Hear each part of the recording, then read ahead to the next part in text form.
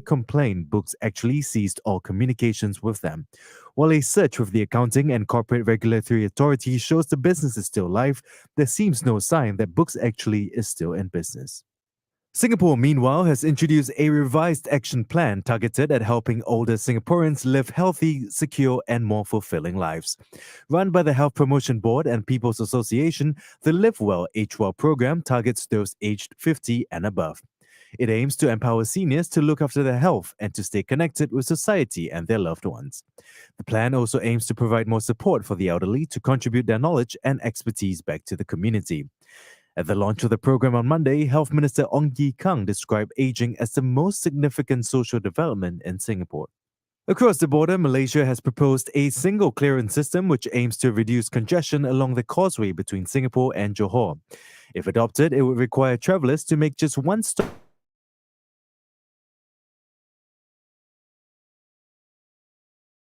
If you're planning to see the cherry blossoms in Japan, you'll want to make a trip there sometime between late March and early April. According to the Japan Meteorological Corporation, 9th and middle of April, and slightly later up north in Hokkaido with the full bloom forecast on May the 2nd. And that's your news wrap. Read more at the Straits Times. Those were your news headlines from the Straits Times. This is Money FM 89.3, Singapore's most influential radio station. Time check on Money FM 89.3. The time is 9:03.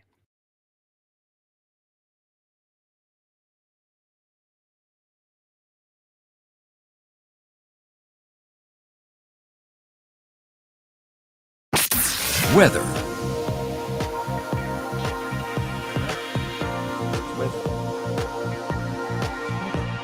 Hey there. Hi. The weather today, it's going to be rainy. Later in the afternoon, high is going to be about 34 degrees, 33 degrees.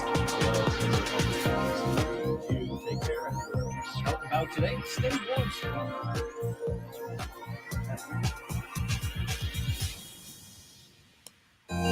Traffic. And the causeways are looking busy, folks. Be careful. 50 minutes into JB over at Woodlands, 34 minutes into Singapore at the Tuas Second Link, 35 minutes into JB, 15 minutes into Singapore. A little better there.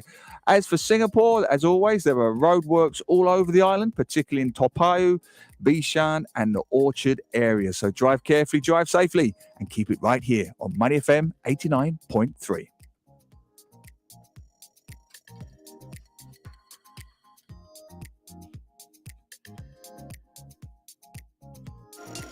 If you see anything on the roads that we might have missed, you can share it with us via SMS or WhatsApp at 8855-0893. But please send the message through only when you are safely parked. Helping you grow your money on Money FM 89.3. Money FM 89.3. Financial updates from the Business Times. I'm Chua Tian Tian with some of the market stories that made the headlines this week. The U.S. Federal Reserve said it had turned a key corner in the fight against high inflation. The comment came as the central bank scaled back to a quarter percentage point rate increase after a year of larger hikes.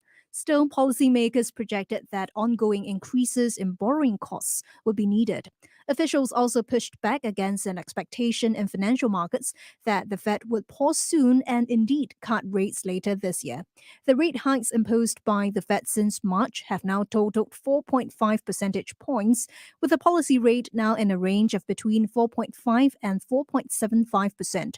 That's the highest since 2007.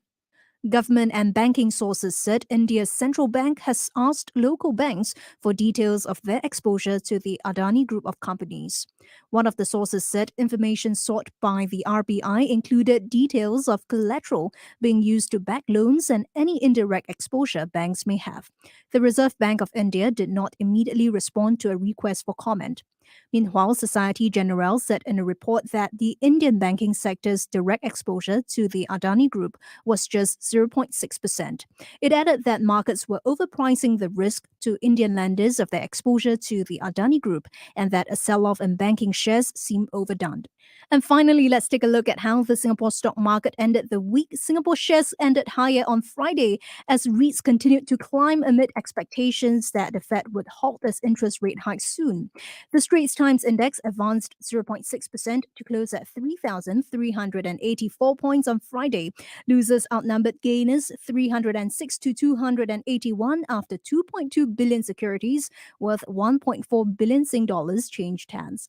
The top gainers on the index included Fraser's Logistics and Commercial Trust, which climbed 4.6%, and Mapletree Logistics Trust, which rose 2.3%. Meanwhile, the top loser was Keppel Corp, which fell 5.1%. And that's your finance wrap here on Money FM 89.3. I'm Chua Tian Tian. Those were your financial updates from the Business Times. This is Money FM 89.3, Singapore's most influential radio station. Saturday morning, only on Money FM 89.3.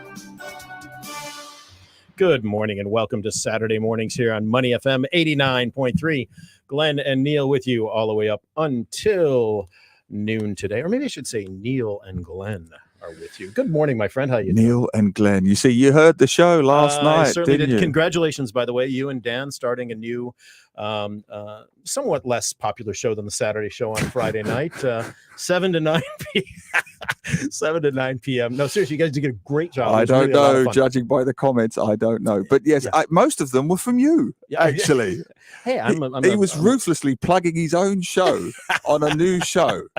I don't know how many times I have to mention the other show on a different show. It's called newsjacking. That's exactly what it was. Yeah. Anyway, no, Shameless. it sounded good. So congratulations. A fun effort. And for our listeners who aren't familiar, a whole new week of shows all week. All the shows are new and different and new presenters and things like that. That's right. Across the big change board, for Money as FM. we celebrate our 5th anniversary here at Money FM. And one of those is Friday Night Live with my good self and Dan the Man. So it was a lot of fun. It's nice to sit with someone whose feet can actually reach the floor.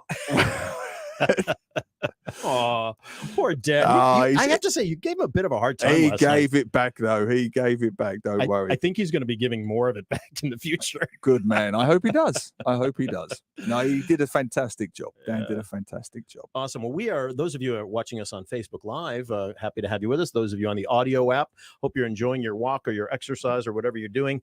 And those of you on the good old-fashioned radio, you cannot see us, but we are today broadcasting from a different studio, the lobby studio at SPH Broadcasting Center in Toa Payoh. And it's a little bit of a different vibe for us here. You know, we have windows. We kind of feel like we're in a fishbowl here. And yeah. Well, We'll see how it goes. the tech is certainly different. Let's put it that way. The tech is The different. tech is very different, but it is pleasant to have a view. Yeah. We can see out to Toa Payoh North there. We can see the traffic and the trees, which is pleasant. Normally we feel like we're in a padded cell. So this is a refreshing change. I kind of like it. I kind of like it. We'll see how it goes. Now let's talk about what's in a name. Well, is in a yes. name? We had both of us had an interesting conversation Well, about this. yeah, I'm very interested to hear your side. So yesterday I got a very nice complimentary note on LinkedIn from a guy who listens to a podcast I do, and he gave some nice feedback and this and that. And then I get to the very end of his note and he signs off Neil Humphreys. I thought, the idiot has signed off with my name. What's wrong with him? And then I look, he's called Neil Humphreys. He's an American guy, or he's based in America, and his name is Neil Humphreys. Now, I have come across that before, but it is quite unusual for two reasons. One, Neil, you don't really hear that much anymore. It kind of went out with Neil Sedaka, Neil Armstrong, Neil Young. I've been signing thousands of books for kids for many years. I've only ever signed to Neil twice in 10 years. So it's not a popular name anymore. So that's the first part. The second part is the Humphreys. Even the name Humphreys it's not like Smith or Jones. Yeah. It's not overly common. And even then, the spelling is less common. My spelling is R-E-Y-S. The more common spelling is I-E-S. R-I-E-S. Yeah, all right, yes, yeah. So two unusual names put together, same spelling. And so, yeah, it's very unusual for me, Neil Humphreys, to get feedback from Neil Humphreys in America. And it's not even the first time it's happened. The first time it happened, you won't believe this. When I wrote this book called Match Fixer many years ago, a novel about match fixing, and a guy from the UK contacted me via Facebook and said, "Are you the author, the Singapore-based author?" I said, "Yes." He said, "Well, my name is Neil Humphreys, and I'm getting all these book requests for a book I know nothing about." And just to add layer upon layer of That's funny. serendipity, right? So this Neil Humphreys, living in the UK, was getting emails about, actually, it was my second book called Premier Leach, which is about the English Premier League. And I do not even know, Glenn, what the percentages would be of this. This Neil Humphreys, same spelling, was getting emails about a book about the English Premier League, and he himself was married to the daughter of a famous English Premier League manager. I mean, seriously, an Everton Football Club legend who played for the club and subsequently managed. Could the you club. get an interview? And and he was married to the daughter of that. So Neil Humphreys. Wow. And then just finally to wrap There you this go. up before you tell me about Van Zutphen. So that book Match Fixer, there was a protagonist called Chris Osborne. I get an email. Oh yeah, so he's a British expat based in Singapore who gets caught up in the world of match fixing, and his name is Chris Osborne. I get an email from a British expat in Singapore called Chris Osborne, who says everyone thinks I'm caught up in a match fixing scandal because we have the same name. We are roughly the same age. I am also a Brit living in Singapore. So I put out this fun thing on social media saying, you know, this Chris Osborne is not the Chris Osborne. Disclaimer, Chris was actually named after my agent, Chris. What? Man. And Osborne is my mother's maiden name. So I had to put out this disclaimer that, you know, this Chris Osborne is not that Chris Osborne. Straits Times think this is hilarious. Next thing I know, I open up the life section of the Straits Times, and there's this Chris Osborne, who I've never met, holding up a copy of my book saying, I'm not that Chris Osborne. Good publicity for you, though, right? I mean, come on. It was fabulous. What's What's in a name? P.T. Barnum, there is no such thing as bad publicity. Exactly. So I tell you this story, and then you tell me there are Glenn Van Zutphens. There are at least two other ones that I know of, and they're in Holland, right? And the name is Dutch. My ancestors were Dutch. And I have not been in touch with them, but it came up, I think, originally when I was trying to get, I don't know, it was like an email address or something, you know, when I was setting up a Gmail address years and years ago. Right. And it was like, this address is already taken. I'm like, what? You know, Glenn Van Zutphen, right? Or whatever it was. And so then I Googled, and sure enough, all these other guys came up, and they're, you know, on Twitter and different things. In the US? No, I believe they're in Holland. Right. Yeah. So I have not reached out to them, nor they me. But yeah. Well, it would be kind of weird if you did, you know, if there was no other reason to. You know, if and when I go back to Holland, I'd like to go at some point for a holiday. I would call them in advance and I'd say, let's have a Glenn Van Zutphen party.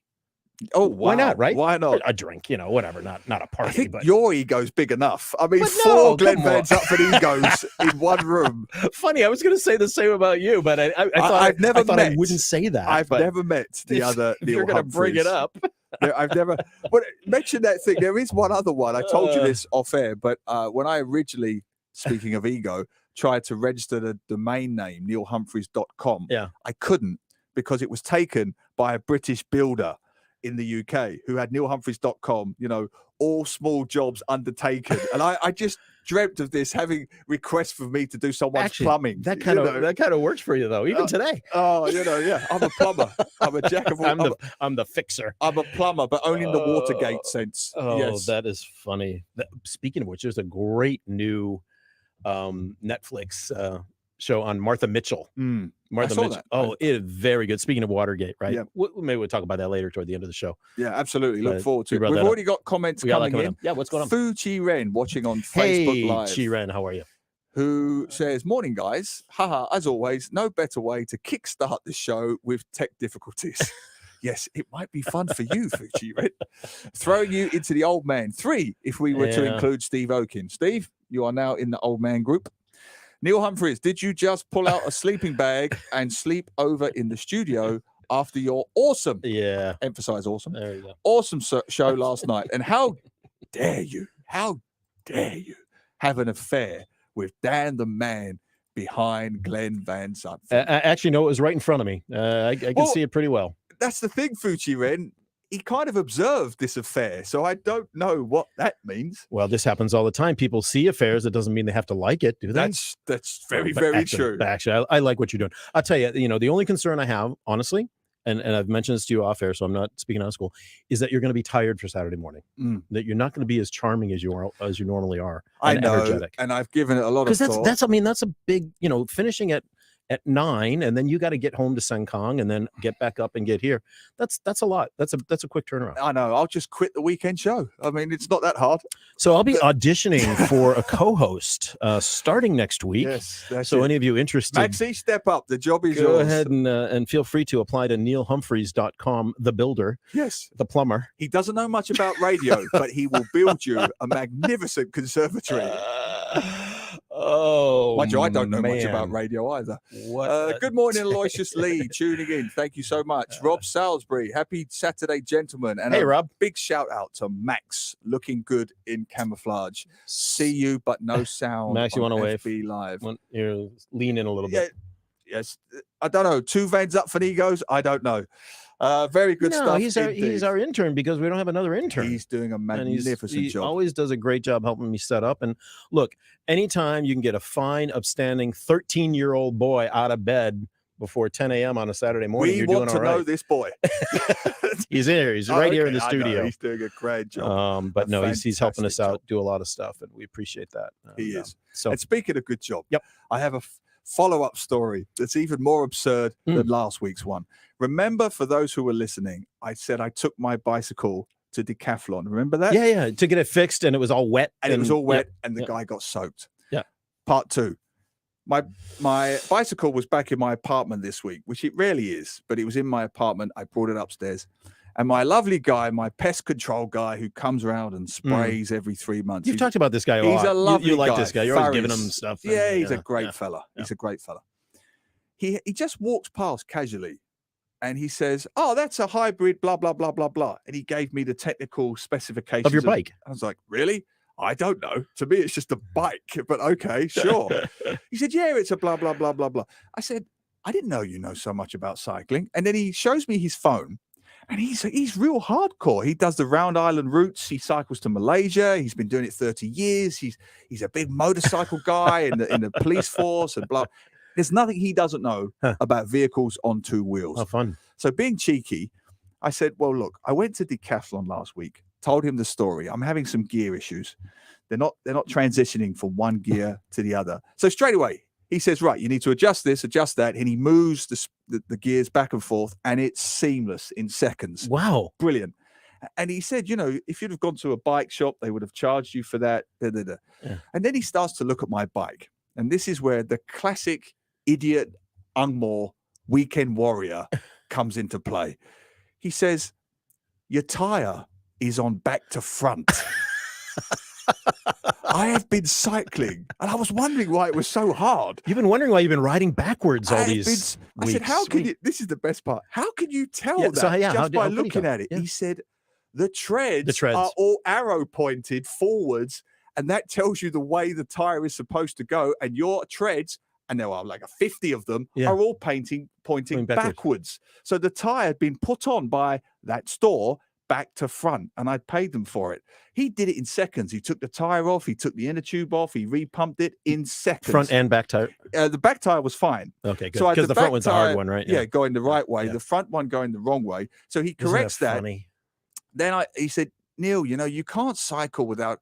You need a pump. You need this. You need that, in case you break down." He said, Yes. It's the best part. I said, "Well, okay, I'll get some Allen keys and I'll put it in my little pouch that I have under the bicycle seat." Under the seat, right? He looks at it and says, "I don't believe this. You've got that on the wrong way round as well." I put this on back to front. And I said, "Now you mention it. Now you mention Now it. that you mention it, it's been very uncomfortable in my nether regions forever because this thing has been prodding me because it should be behind the back of the seat. It was in the front. It was in the front. I don't know. Didn't you have an inkling that wasn't the And I right could see this configuration guy. at some I point? could see him. He's in full. Come on, Neil, you're a grown man. And I can see him picturing me. He's a proper weekend lycra wearing warrior. You wear lycra? No, of course I don't. Thank you. But I said Because that is not a visual anybody and I can wants. see it, not with that pouch thing. And I Oh can my see gosh. him. I said, I'm not that guy. I'm really not that guy, really. He said, you've got the pouch on back to front. It must have been so uncomfortable for the delicate parts of You your think? body. You I'm think? like, I just thought it was me. I was just standing up more than You've had most this people. bike for like 9 months, right? More than a year. More than a year. This pouch has been touching parts of me it should not have been Ladies touching. and gentlemen, not only is that too much information for all of us at 9:22 But on a thank heavens for Saturday. him, I say. So he my tire was on the wrong way. Yeah. My gears weren't working properly. My pouch was back to front. Oh, and he said, But wait, there's more. well, yes. He said, where are your lights? I said, I don't go out at night. He said, firstly, always keep the lights on. Secondly, take those reflectors off your bike. You're not a 10-year-old boy. take the reflectors off your bike. You look like a winner. I said, it does. And he said, for me, please, take the reflectors off the bike. So he removed them, put the lights on, and now I have a bicycle for a grown-up. Our boss just weighed in on WhatsApp to me and said, perhaps Neil should stop cycling. It could You be know? right. So I'm thinking, you want somebody to co-host a radio show. Mm. You want somebody to write a book. You want somebody to help you learn how to write a book. Yeah. You want to give a speech at a grade school for primary school for kids. Neil's your guy. Yeah. You want anything to do with anything mechanical? No. Not so much. Not at all. And I'm Not so kind of much. proud of that. I'm a very proud Luddite. I make no secret of it. But when he said the pouch was on, but that was a real low moment in my 48 years on this planet. I couldn't even put on a $10 pouch properly. That was a real low point. So our wonderful boss Loretta says, pick a simpler hobby like walking. But I would say, I get injured. if you do, you might have your shoes on backwards Yeah. or on the wrong foot or something like that. So I'm not even sure that's the No, solution for Too you. complicated. Maybe just sit at home on the couch. Just sit at home on the couch. Yeah. Stick to cleaning out your drains I'm good at that. like you do every week or every couple of weeks. I am good You're at that. really good. You're very efficient. I am. And you have the cleanest drains in all of Senkong. I from have the what I've heard. dirtiest bike as well. That's another thing he told me off. for. Hey, this thing in Senkong that I saw in the newspaper the other day. Mm.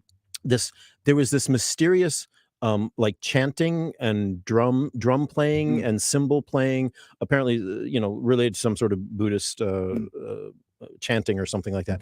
And everyone in the estate was trying to figure out, I believe I think it was your estate. They were trying to figure out where it was coming from I saw for the story. weeks. I don't know where. Do you it have any was. idea what No, that is? I did read the story. I mean, Senkang's quite a big place. I only live on the very edge of Senkang. I live actually closer to Upper Serangoon. But it wasn't your estate? No. Oh, It was okay. way over the Okay. other side of, Gotcha. of Senkang. But it was a fascinating story. This Very interesting. mysterious, rhythmic, pounding, drumming Yeah. noise that they couldn't quite pin down. Yeah. Very When spooky. I lived in Tokyo in the late 80s, I lived in an older neighborhood just outside of Tokyo, and there was a Buddhist monk that lived two houses over, and every morning at 5, first of all, he had roosters, so the roosters would crow first thing in the morning, and then shortly thereafter he would start with it's the cymbal and the drum Yes. kind of banging it in rhythm and Yes. unison Mm. for hours every morning. Oh, That's I'm how I sure. woke up. Didn't need an alarm clock. I'm sure. Well, have you seen that story? It went viral a few months ago.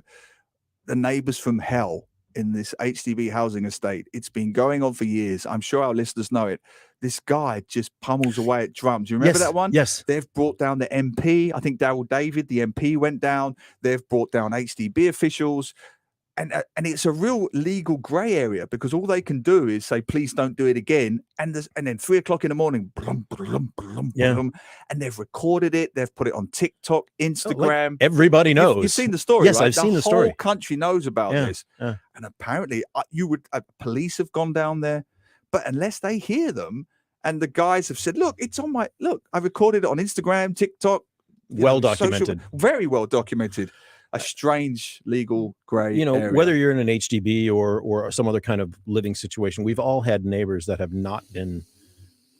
been not what do we say, Well, we've all had good neighbors, but we've all had neighbors that have been inconsiderate, and that's Oh. just the worst thing. Well, being half full for a moment, I say this sincerely from the heart. I think it's a testament to Singapore's tolerance that the way we live generally, cheek by jowl, Mm, it's extraordinary that we have such few incidents. Yep. That when it does happen, it's newsworthy. totally agree. We're all piled up on each other. I mean, I'm not going to go into detail now; it would take too long. But it's the prologue to one of my books. When I lived in Australia, I had the neighbor from hell, and we were living in houses. What we call Yeah. landed properties side by side, Hmm. and the tipping point was when this 60-plus-year-old man raised a fist to my jaw and said, "I'm going to bleep, bleep, kill you. I'm going to bleep, Wow. bleep, kill you." It is Wow. actually a funny story that you can read in my book. But the point is, Sounds hilarious. it's hilarious. Absolutely. It was hilarious at the time. But, Jeez. and Yeah. he was what we call a NIMBY, not in my backyard, yeah. a real NIMBY, a real suburban NIMBY. But it made living unbearable. If you have a bad neighbor, it can doesn't matter what your postcode is, how much the house is worth. Yeah. If you have a bad neighbor, if you have a good neighbor, honestly, they are absolutely priceless. So if you do have a good neighbor, tell us. We want to know positive stories on this weekend We morning. Absolutely. We Facebook could Live, use a couple Money of good FM. stories. Yeah. Fuchi Red, you're beginning to be like a real maternal, paternal figure for me, because Fuchi Red sent a comment Yeah. about Neil's lack of tech. It said, "I bet he doesn't even know his left or right headphone." And she saw me taking them off to check. And what's even funnier, Fuchi Red, is last night I had to ask Dan the man which was left and right. I couldn't find it. It's in the L and the R are in the arms, you see.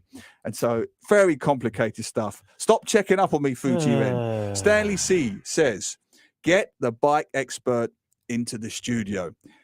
I tell you, Stanley, he is a lovely guy. He is a very, very, I don't think radio's his thing, but he's the loveliest, sweetest man. And we are intending to cycle to Malaysia together, I think, so all these Malay friends can just laugh at me. That's the only thing. Let's all laugh at the Mat Sully. He's already told them. He's Yeah, of already told course them he all has. the stories. Of course, yes. All the The stories. radio Mat Sully with the pouch Oh, on back to man. front. Crazy stuff. Athanasios, that sounds about right, Neil. They are everywhere. What's everywhere? What was we talking about? We've talked about so many things. What were we talking about? They are everywhere. Bad neighbors? I Was it don't know. bad neighbors? Loud don't drums? know. Bicycle pouches the wrong way? You'll have to elaborate on that one, Athanasios, please. Not sure. But thank you. Thank you Thank for that. you Jane's with us. Good morning, Jane. Good to see you again. And the tours are back in full swing, I believe, for Jane's tours. So if you want to get out and about, so many. You talked last week about the new Heritage Center up at Fort Canning, right? Very good. Yeah, and I went by there this week on a walk, and I've been by the building, of course, many times, including the SG anniversary a few years ago.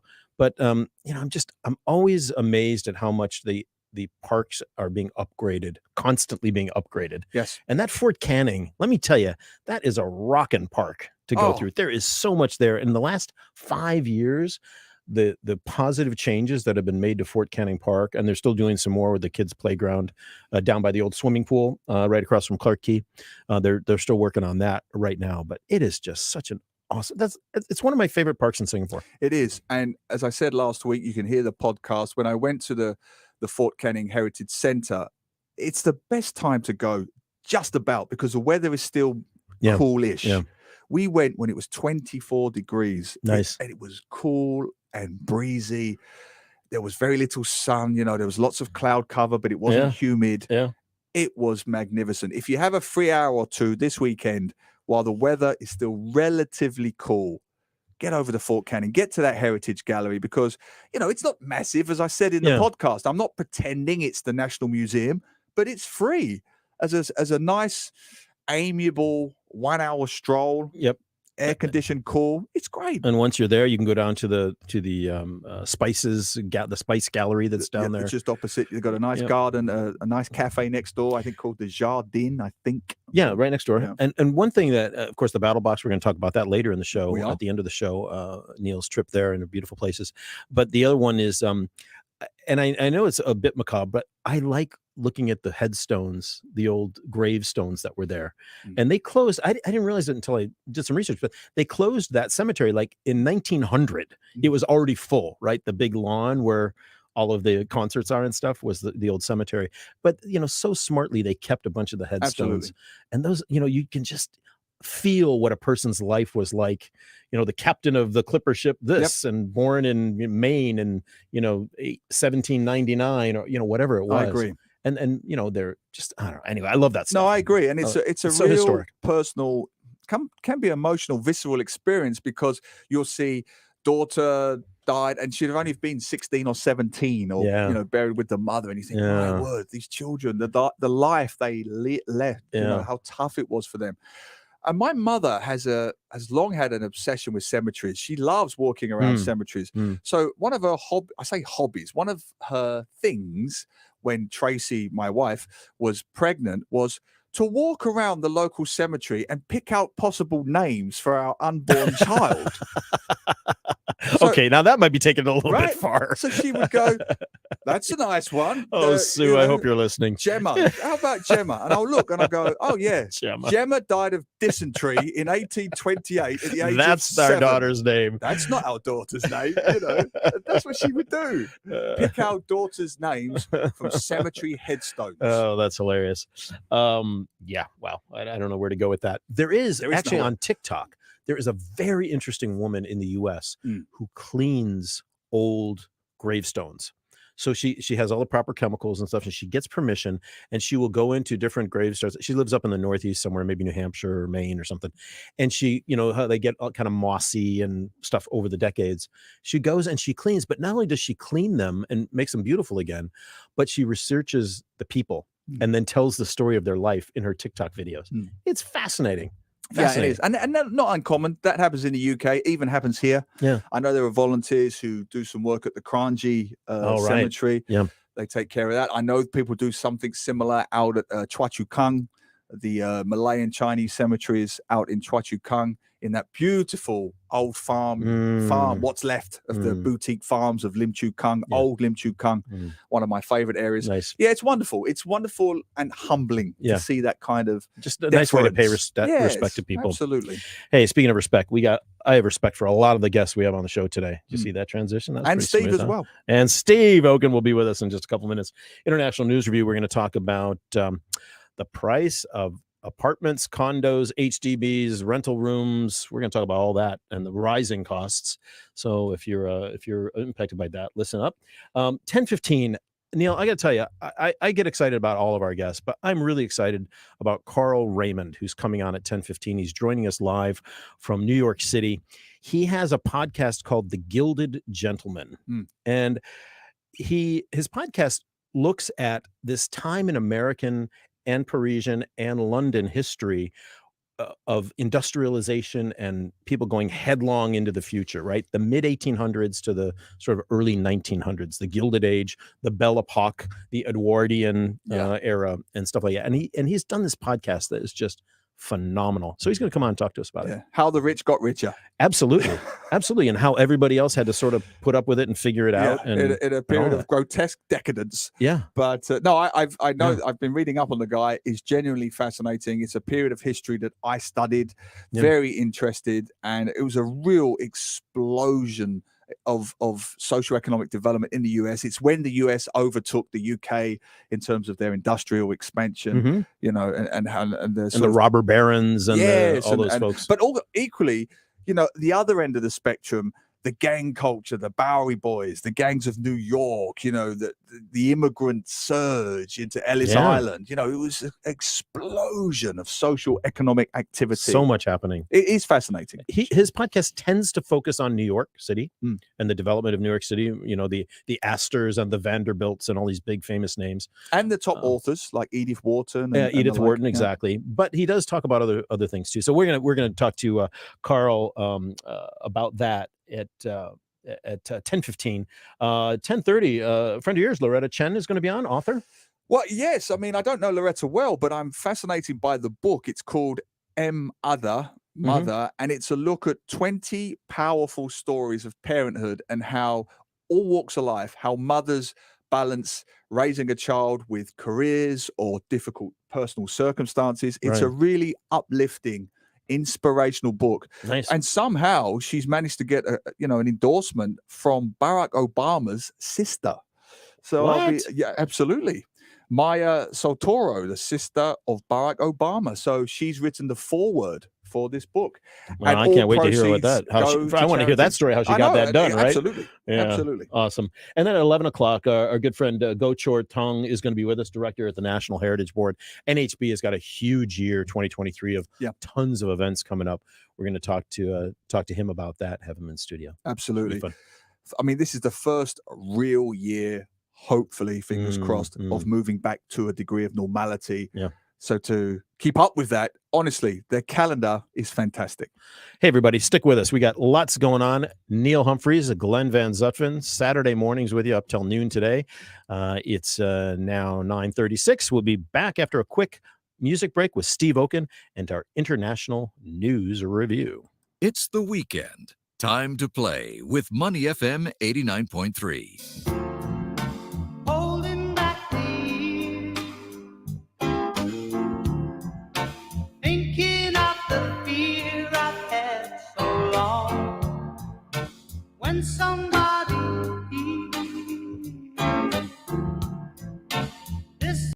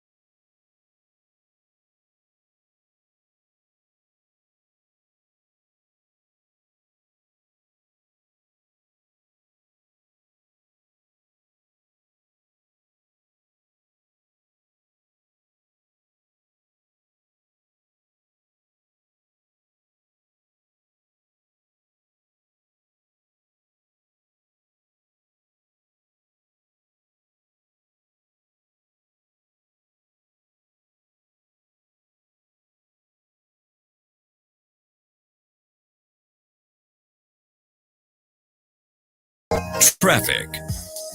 And we have roadworks. We have roadworks on the KJE towards the PIE at Woodlands Road exit. Also on Ang Mo Kio Avenue 1 towards Bishan Road after Ang Mo Kio Street 32. Avoid the left lane. On the traffic causeways, let's see. Okay, Woodlands, 50 minutes into JB. Looking at the cameras, it looks gridlocked 24 minutes into Singapore. On the Tuas second link, 45 minutes into JB and 19 into Singapore. So as always, eyes on the road and ears with us right here on Money FM 89.3. If you see anything on the roads that we might have missed, you can share it with us via SMS or WhatsApp at 8855-0893. But please send the message through only when you are safely parked. Saturday morning, only on Money FM 89.3. International News Review. Welcome back to Saturday Mornings, our International News Review. Steve Oken joining us today. Good morning, Steve. How you doing? Great to have you in the studio. You know, when I hear Gilded Gentleman, Neil immediately comes to mind. No, not gelded, gentlemen. Gilded. Gilded is probably closer. Both. Gilded and gilded. Oh my All right, we're word. going to keep it clean. It is a Saturday morning. But anyway, okay. Well, I've there you been go. called many things, Mr. Okin, but He is. gilded is not. I'll take it. I'll take it. All right. Hey, let's talk about taking something else, and that is a lot of landlords are taking a lot of money from people in Singapore these days. The price of in the past 6 months, not actually almost a year, 9 months or so, of apartment rentals, house rentals, HDB, private public rental flats off the roof. Talk to us. Well, look, the rental index here is at a 15-year high, and this is across the board. It's affecting expats in the private market. It's affecting Singaporeans in the private market. It's affecting Singaporeans in the HDB market. And landlords are doing extraordinarily well. I mean, in the expat market, it is not unheard of to hear of prices doubling. In the HDB market, prices are going up 20-30% on average. And this is having an impact on people's lives. There are people who are, the foreigners who are either downsizing, some of whom have to leave Singapore. And what's happening for everybody, though, is when you're spending more money on rent, you're spending less money elsewhere. So it is going to have a ripple effect throughout the economy, and it's going to be interesting to see how Singapore is going to handle this situation. Well, that's the key, isn't it, Steve? When you first mentioned this story to Glenn and I, me, the gilded one, was, nobody wants to hear about expat package whining. But in fairness to you, I did some digging, and it's so much more than that, isn't it? I mean, I was just looking at some examples. The healthcare worker who was currently renting a room for $950 is now expected to find almost $1,600 to move somewhere. It's massive. It's half of their salaries in some cases, more than half of their salaries. So the question is, Steve, is this really sustainable? What is the end goal here? Do we need some kind of cooling measures at some point? Like, it's not sustainable. And the question is, though, will there be a market correction? Why is it that prices are going up so much? Now, you can certainly say in the expat market, the reason prices are going up so much is because people want to move here, right? You have an increased demand and you don't have an increased supply. Well, Econ 101, prices go up. So when you have all of this money coming here, and not just Western money, but Chinese money especially, coming from mainland China, coming from Hong Kong, coming from markets. So you're having a huge attraction of Singapore for a lot of reasons, some of what Singapore is doing, some of what's happening in China and in Hong Kong. That's driving up prices. But there's also reasons prices are going up. Part of it is that construction basically stopped during COVID. And so you don't have the supply, right? You're right. The new properties aren't coming on. Renovated properties aren't coming on. So now you have an increase in supply with a corresponding increase in demand. When the construction starts to pick up again, when these, condos, new builds or renovations all start to happen, people will then have more to choose from. Maybe that'll bring prices down. So some of it, maybe the market will bring prices down. Maybe some people won't be coming here anymore, or maybe not. And this is what everybody's really worried about. It is unsustainable to have rents doubling all the time. Steve, look, we all get market forces, right? We're Yeah. on a business radio station of money. We understand supply and demand and all of that. And I've heard more than one landlord say to my friends who were having to renegotiate, I don't want to have to raise the rent, but I have to.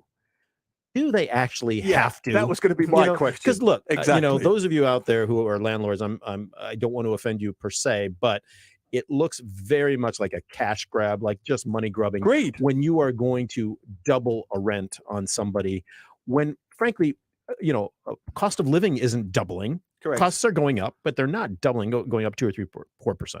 Well, look, and that's the question for the Singapore government. Look, the market's going to do what the market's going to do. And it's not, I wouldn't put any blame on the landlords for getting as much money as they can. But the question is, should there be rent control, which you really don't have in Singapore? You have that in places like New York City, where you don't want to see this happen because New York has said, we want to have people from all across the income streams and living in. That's what's important to us in New York City. So we're going to put in rent control. You don't have that here. Is that something the Singapore government should start to consider going forward? It's certainly, if you look at social media, you'll get my, my LinkedIn, and where I put up stories that come out with rent increases doubling. People are saying this isn't fair, and what's going to happen to Singapore? So that's questions for policymakers.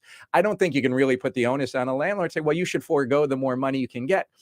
But where people are going to start to get hit is if the money goes to landlords, it doesn't go to the restaurant owners. It doesn't go to the shop owners. It doesn't go to where people are going to, because they're going to have less disposable income. Yeah. Those people who provide those services, boutique owners, people who sell clothing, they're going to get hit. They're going to get hit here from both the expats and the locals.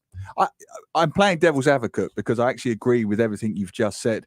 But there is an argument that the landlords are spending that money back into the economy. So it's a circle. They spend in the restaurants, they go to the department stores. That's point one. Point two is, Singapore is the place to be, as you've said many times on this show. Therefore, from the lowest to the highest, whether it's the healthcare worker or the biggest expat CEO, they're coming here because they're being paid more. Therefore, they should expect to pay more for their rents and so on. What would you say to that? Well, on the second point, of course, that's what's going to happen. And the question is, do you want that to happen? Do you want to have a society where all the certainly the expat part of the community are all on the wealthier side? And then that's going to drive out others. And you know what? They're going to either downsize. They're going to do what one of my friends is doing. They're going to go to Bali and become a digital nomad, or are they going to go to Dubai where there's no taxes? Right. Or do they go to KL, or do they go to JB, or do they go to Bangkok? So you're going to see that middle market type leave, and then you're going to have a much more wealthier expat here. What does that do to all of the, the tutors and the people who come here with families, take advantage of the sports clubs? I mean, it has a huge ripple effect. So sure, of course, the question is, do you want to have a system in place that's going to be who your population is? That's a question for the government. And I'm sure the flip side to that briefly is, you're also going to get more crowded apartments, aren't you? You're going to get, on the other end of the scale, you're going to get 6 people in one apartment when it should be 4, or 8 people when it should be, you're going to get illegally crowded apartments because the lower end of the socioeconomic scale can't afford these one-room rent increases. So it's going to affect both ends. It affects everybody. And look, we've lived through these blips. I mean, we've all been here long enough. We've seen where the rents have gone up. Never like this. I mean, I remember when rents were starting to go up 30%, 40%, not 100% like they're hitting for a lot of people, certainly in the expat community at the at the senior manager level. And so the question is, will the market somewhat self-correct? It's going to be higher than it was 3-4 years ago because Singapore is more attractive than it was 3-4 years ago. But is it going to self-correct enough? And so I think you have to take a breath a bit, and you're going to have to deal with the pain for now, and then see what's going to happen in the next 6 months, 12 months. What's going to happen? I have to say, I am so thankful. My landlord, Marcus, and I had a chat about a year ago when we were starting to renegotiate. And I said, look, I know that he lives in Hong Kong. I said, I know that what's going on in the market here, but I would really appreciate it, given the fact I've been a good tenant. I take care of the place for you, pay rent on time and all. Please don't jack it up 30%, 40%. And to his credit, he said, you know what, you're right. He goes, I do have to raise it somewhat, but I won't do 30 or 40% on you. So I think those conversations are few and far between Yeah. between landlords. But But I thank think, goodness, very briefly, I think know? they're practical. When I previously rented an apartment, I said something similar. I said, look, you can kick me out and get someone in, but maybe this doesn't apply today.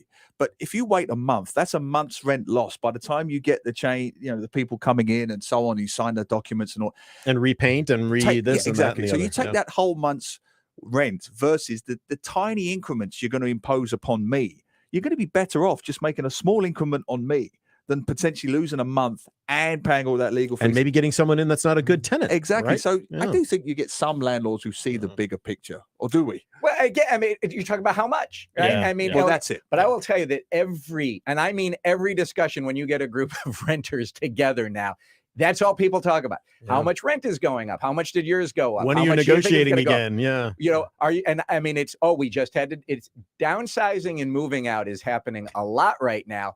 And I mean, moving out of the city center and moving further out into Singapore. Now it's moving out of Singapore is happening. And it is certainly an issue now that the businesses are well aware of who do we have here in terms of our regional headquarters. And Singapore wants this to be a global headquarters, if not a regional headquarters. If it's too expensive, that is going to push people to other markets. So there's so much that's in play, but I will tell you right now, it's painful for many people across the board. Yeah. State of the Union. Let's do a brief update on State of the Union because we have one more thing to talk about with you. But a State of the Union address is next Tuesday. President Biden, the annual address by the President of the United States to both houses of Congress.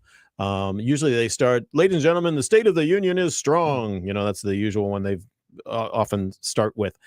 What are we expecting to hear from Biden? Is this an important year for him to give a proper State of the Union address? Well, it's a very important year for Joe Biden giving the State of the Union because he is very soon presumably going to launch his presidential campaign.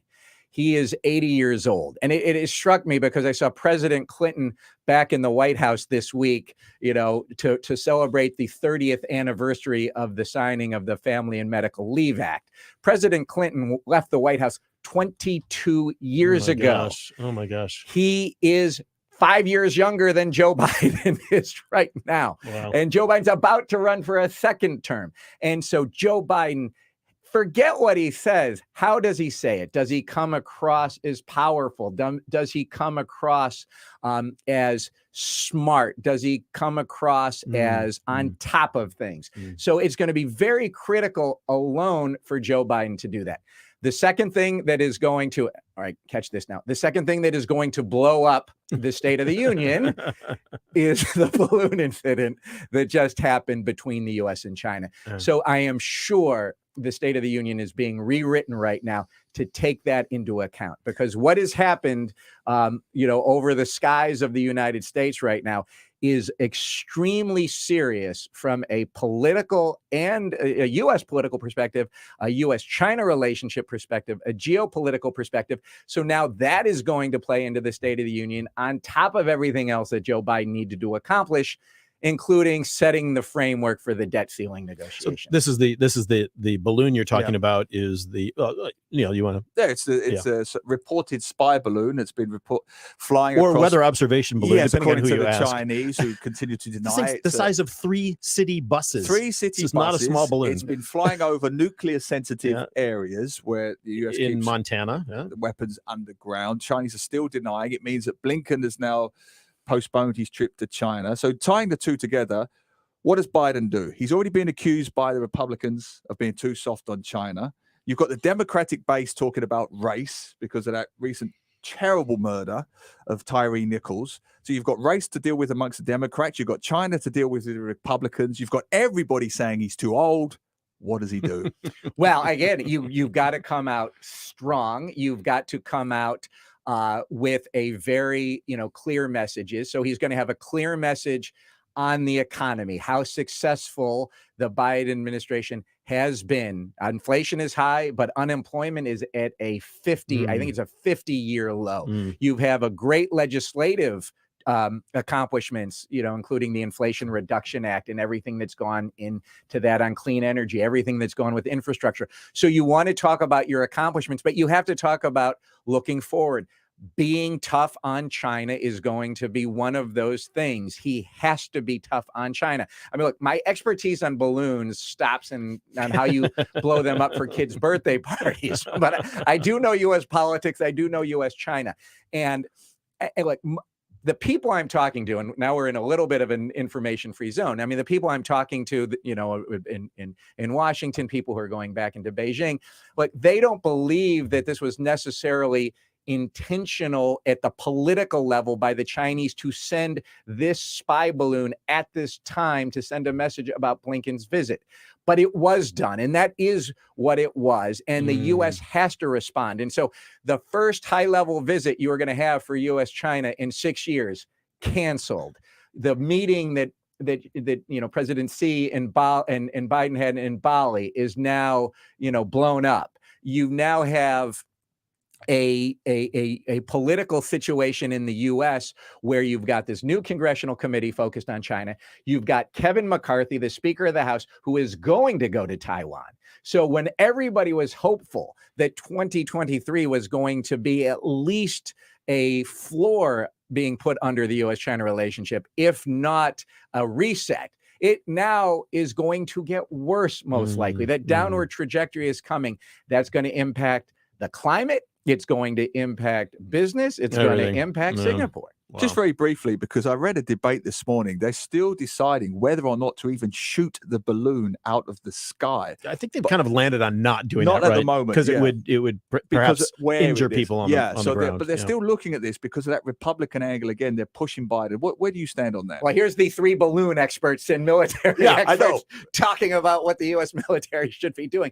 But I mean, I think one of it is what are you going to accomplish by shooting it down? The second is, and is this getting data that they're not getting anyway from satellites? So you don't know the answer. What is the potential for physical harm in the United States if you shoot this down? 3, can you shoot it down? What happens if you miss into the missile or whatever at this thing at 60,000 feet? And 4, let's not pretend that other countries aren't doing similar things in other places. The first balloon that went up for military purposes was by the French in the 1700s. The U.S. was doing this in the Civil War, North against the South in the 1800s. Of course, countries are doing this. So if the U.S. shoots it down, what happens when there are other things happening over China, over Russia, over Europe? So you really want to be very careful, and which is why, because it appears certainly it's not going to get shut down, you want the rhetoric is going to have to be ramped up by the United States to say what a problem this is. And you have had the China walk this back in a way. I mean, they haven't been denying it. They said this was a force majeure because the weather blew it off course. It was never intended to sit over the ballistic missile sites in Montana for multiple days. But it did. And so at least maybe China's giving a diplomatic out by accepting that it is what it is, but we really didn't intend it. So hopefully the air in this tension will be released slowly. I have been on fire by the air. I know. You're good, Steve. Sitting back This in isn't your awe first. This is not your first at rodeo. your humility, really. Very good. We were going to talk about ESG. We'll have to do it next Saturday. This is and Sustainability Week is coming in Singapore next week, so we'll get to that next week, though. Yeah, huge. This coming week, Sustainability Week in Asia. I'm speaking at an economist conference. You've got an Asia Green Tech Conference. The U.S. government is going to be here in full force on Friday. State Department, Treasury, the DFC, the Development Finance Corp, talking about how U.S. investment and business can help drive clean energy. Drive the clean energy transition in Asia. So Singapore, again, why is it so attractive? I mean, it's going to be a global hub for environment. Thanks, Next week. Steve. Your blue chip station, Money FM 89.3. Money FM 89.3. News headlines from the Straits Times. I'm Benjamin Emmanuel with some of the stories that made the headlines this week. It's the end of the final chapter for beleaguered indie bookstore Books Actually after its physical store at Upper Weld Road was listed for rent. But this has not brought any relief to the suppliers and customers to whom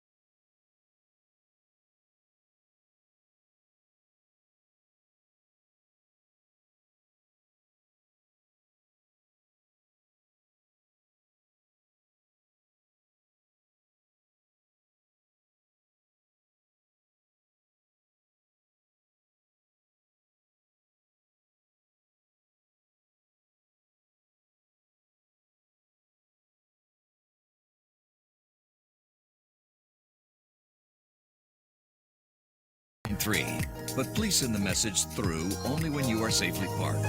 Helping you grow your money on Money FM 89.3. Money FM 89.3. Financial updates from the Business Times. I'm Chua Tian Tian with some of the market stories that made the headlines this week.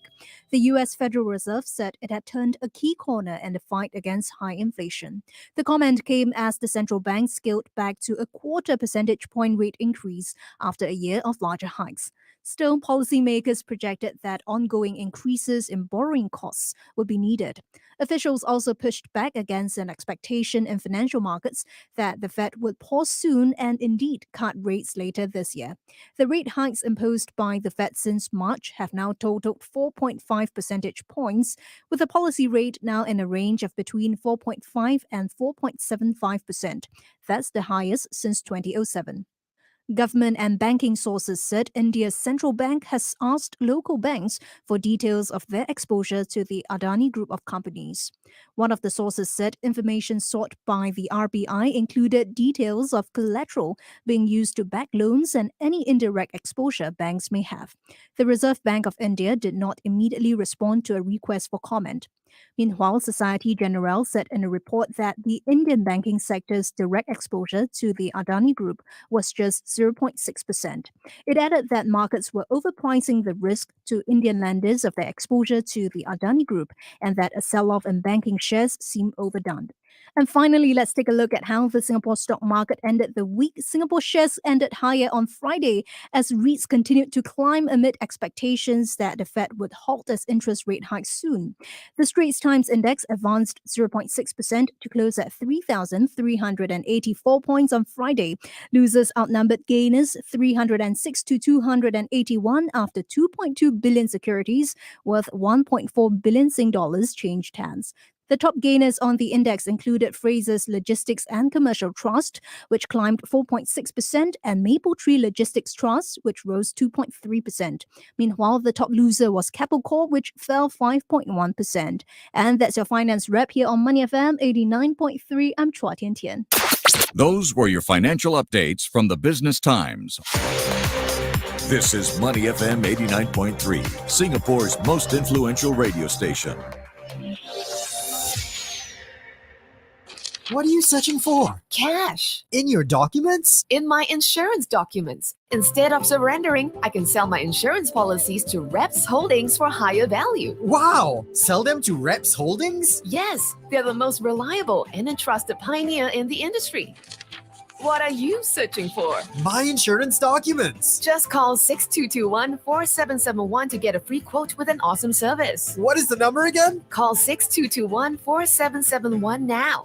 Saturday morning, only on Money FM 89.3. Good morning and welcome to Saturday mornings on Money FM 89.3. Neil Humphreys and Glenn Van Zutphen with you this morning. I'm still fiddling with my headphones. If know, Fuji Red is I listening, know. I'm sorry, Fuji Red. We're doing the best we can. I'll get there. But I just want to say a big shout out to our good friend Steve Oaken. Yeah. On the money again. I do love this. My mother, if Steve is listening in the car, wherever he is right now, my mother loves Steve Oaken's voice. She's a big fan of his voice. Not mine, just Steve's. No, good job from Steve as always. Comments coming in, particularly about rent increases. Not surprising. Jane Iyer, good friend of the show. Good morning, Jane. Our landlord only increased by 15%, says Jane. Yeah, it was good. Lucky, Jane. Huh? Very lucky. Yeah. But when we were landlords up to September last year, we preferred to stick with a good tenant than increase rent. Jane, I couldn't agree more. It just makes sense, I couldn't agree more. Yeah. First world problems, but when I was renting my place out in Australia, once there was someone in there, I'm not haggling and fussing. If there were repairs needed to be done, I did them. You know, if we needed a builder come in, I took care of it. You know, life's too short. I hate to say it, but we know the mindset here. You know, people will walk across the street for 50 cents or 25 cents, right? And you know, in rush hour traffic, rather than just let that go. And you know, people here are very, very dollar conscious. Not that there's anything wrong with that, but it's just the reality of life in Singapore. The worst thing, this was the motivation for me buying my own apartment in Singapore, and, you know, sweating blood, sweat and tears, as they say, I did it. But it was because I had such a horrendous, awful experience of renting. Yeah. When I lived in Topayo for 10 years, in fact, one of my apartments you can almost see from here when I lived in Topayo, every landlord I had was fantastic. But once we get like 2011, 2012, and the silly money starts to come into rental, Right. the mindset changed. So I had this apartment, happy to say it was in Bayshore Park, and the landlord was horrendous. It was that classic $1 million apartment with $20 furniture. Yeah. You know, literally $20 furniture. The kind of furniture that We've you seen see that all before in the Yep. reduced So many section times. at Giant, or these very almost simple office furniture that you might put in an industrial unit out in Kranji or somewhere. They were putting that in my apartment and charging me top dollar. If something went wrong with the sofa, they'd put in an awful, cheap, nasty replacement that may as well have come from a rubbish tip. Yeah. And that's when I just thought, no. But here's the thing, when you're talking about when you're talking about a luxury item, a new car, something, that's one thing.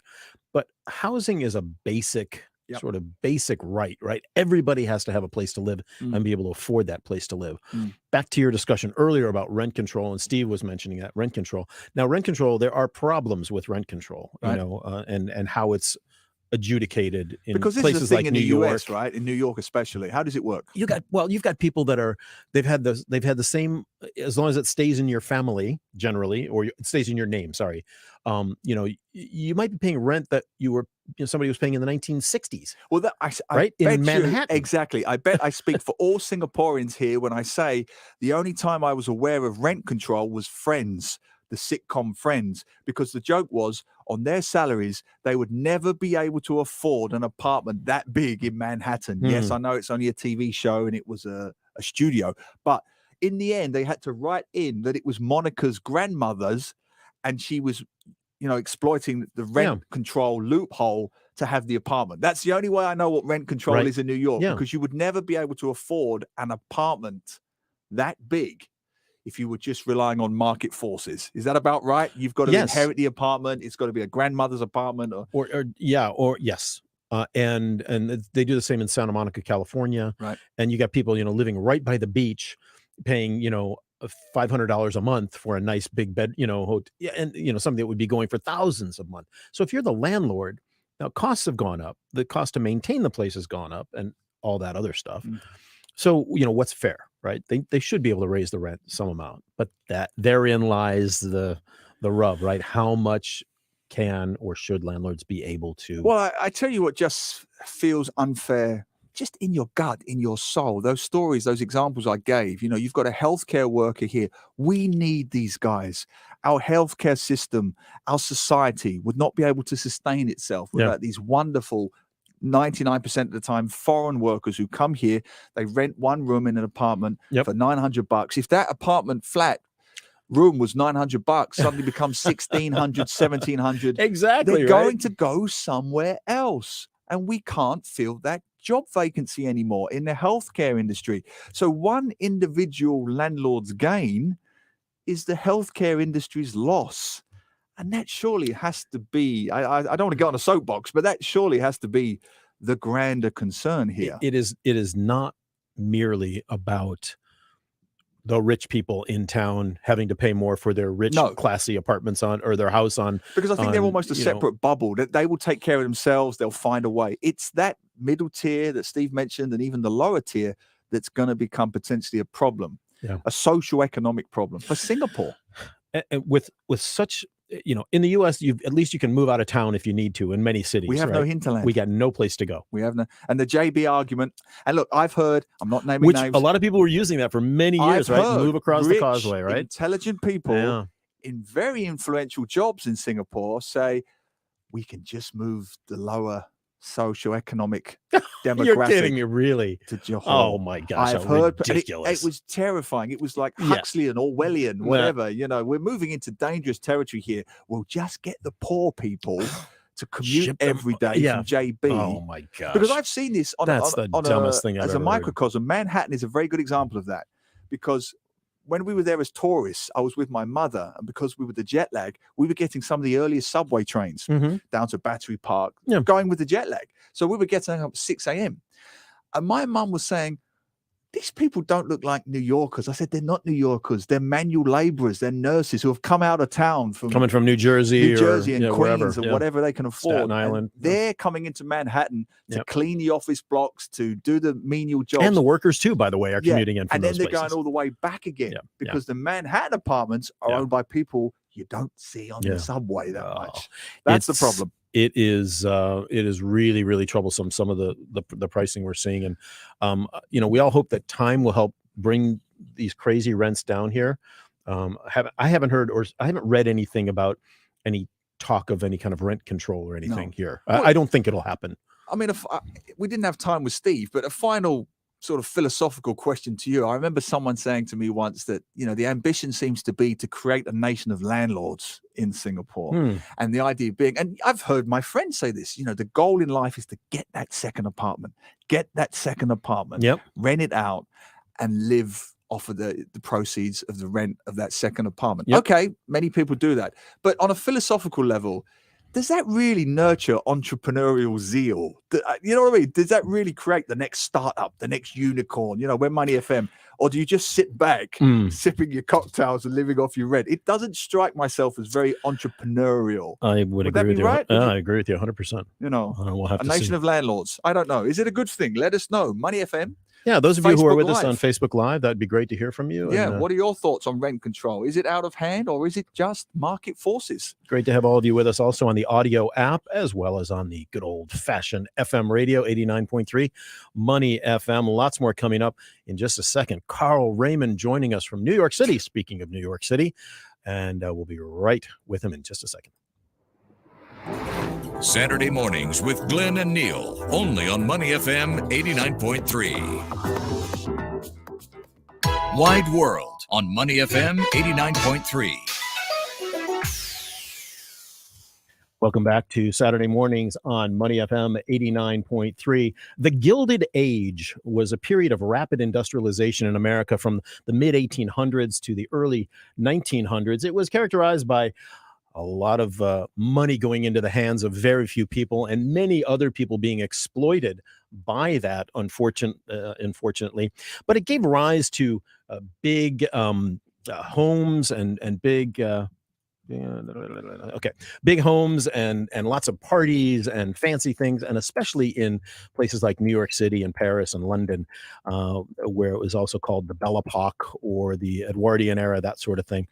Joining us now, so happy to have Carl Raymond, who is the host of the Gilded Gentleman History Podcast in New York City, looking at this very amazing time in U.S. history, especially in the development of New York City and other places. Carl, it is awesome to have you with us today.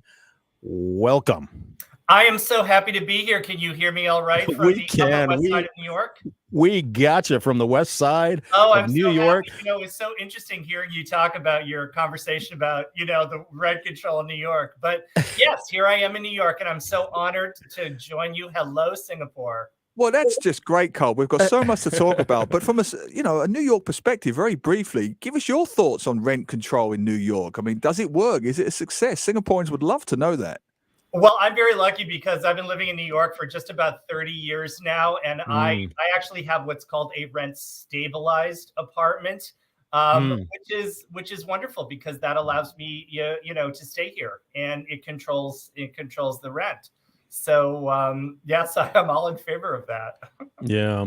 Okay, Carl, let's move on to The Gilded Gentleman. Now, some folks may be familiar with the program The Gilded Age, which was on HBO last year, and also other shows that came out like Bridgerton and others kind of looking at that era.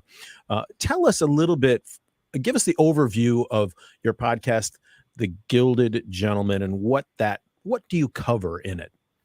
Absolutely. So the Gilded Gentleman History Podcast essentially covers the historical period from roughly 1870, post-Civil War, up until the beginning of World War I in 1914.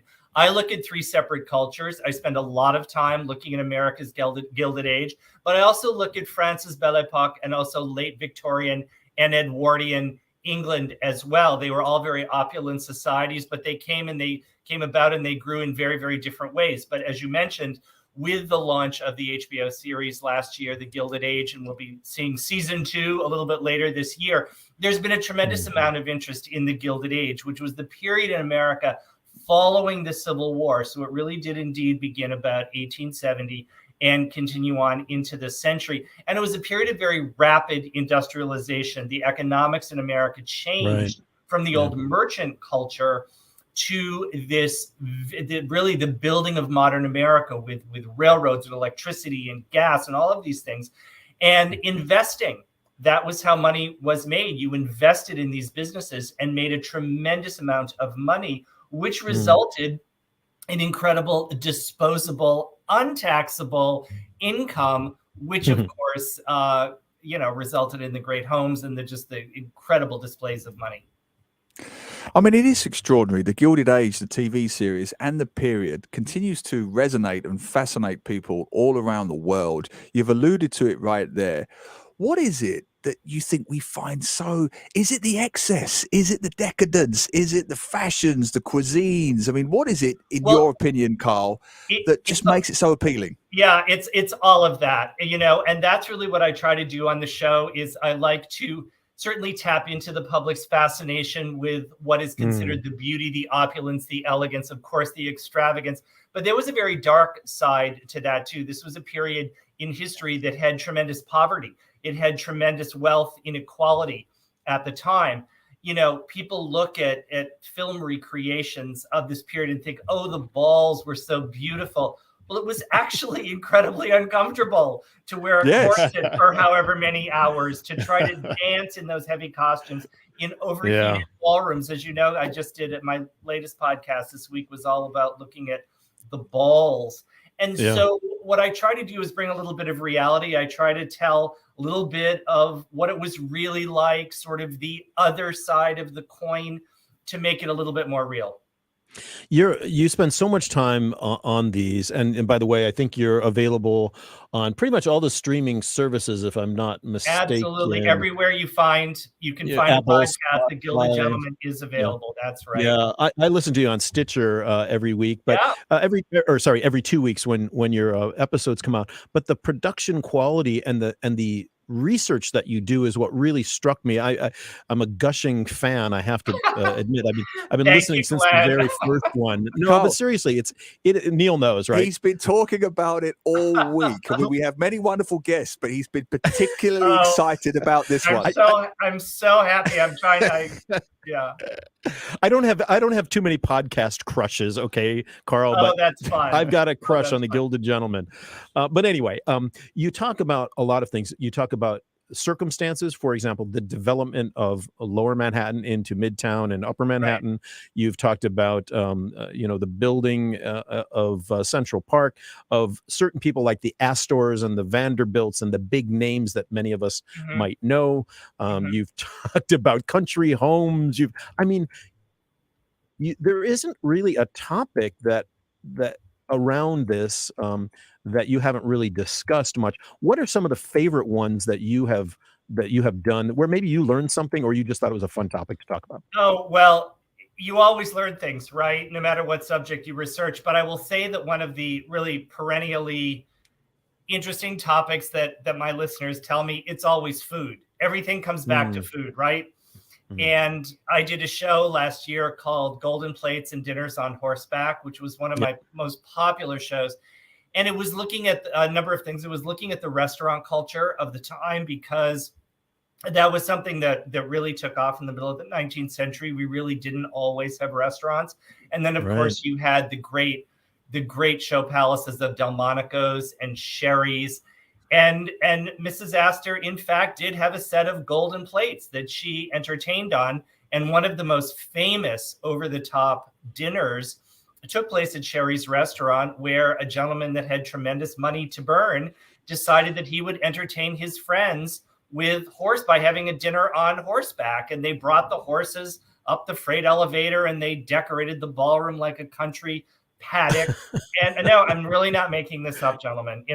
And they served dinner astride horseback with lots of champagne and silver trays and waiters dressed like jockeys. And it cost in today's money that dinner cost well over $1 million just for one night.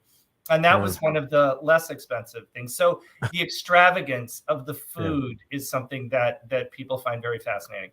And Carl, we love this stuff, don't we? I mean, we mentioned just now the TV series, which was written by Julian Fellows, who I believe wrote Downton Abbey. That's and people love Downton Abbey, the wealth, the excess, the decadence, as you mentioned there, and also the Gilded Age.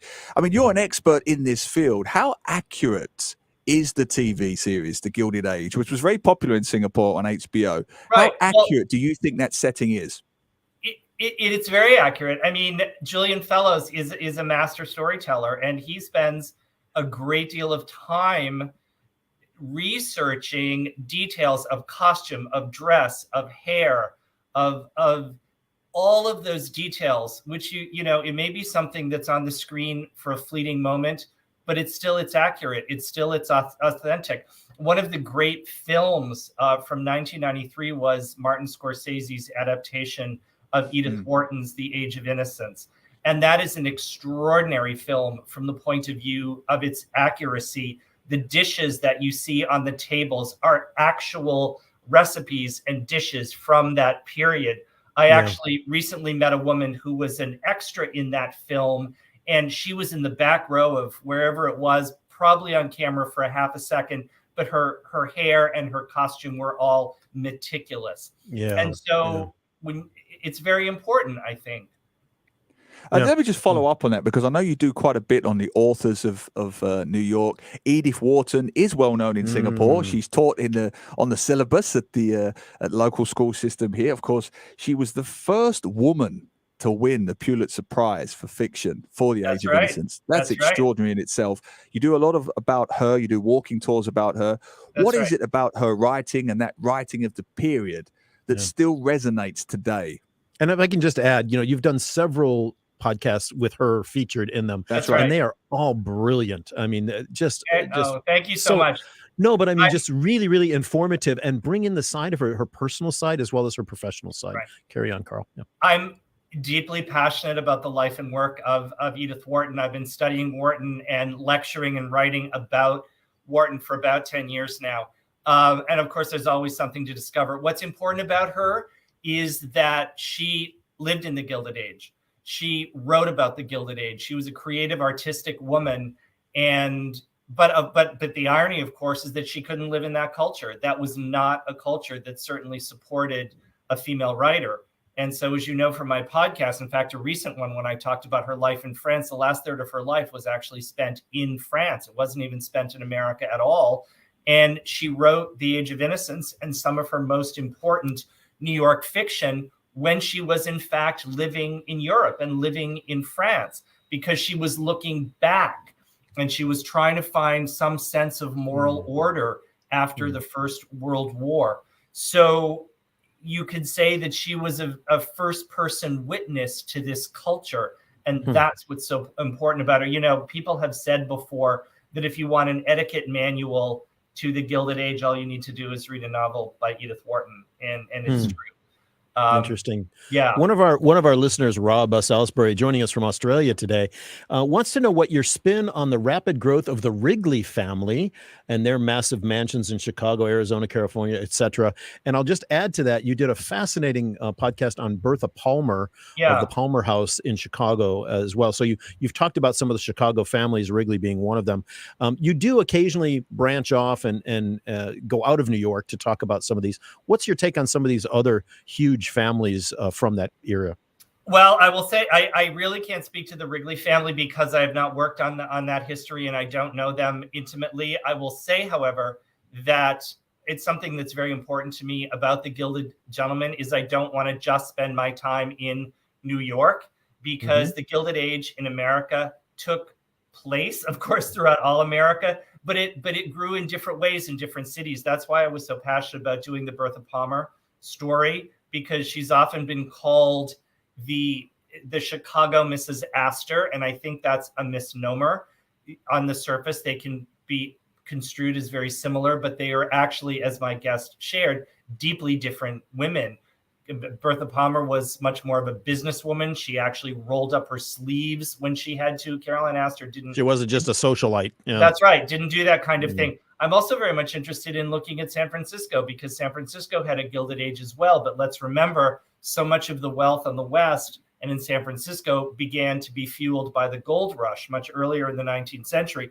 But there wasn't this whole 3 generations, 4 generations of old family the way we had in New York and on the East Coast. So the money was very different there. And certainly the society was built very differently. So I will take my notes and I will look at the Wrigley family, and I will look at certainly some others.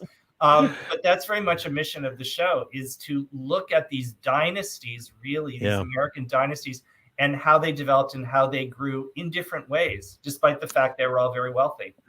Carl, what I love about what you do, I've watched some of your videos and the podcast, is you're so wonderfully passionate about New York itself, as I am. I've seen you stand outside Edith Wharton's house and talk passionately about the history and the heritage and the legacy of her literature and so on. It's just wonderful.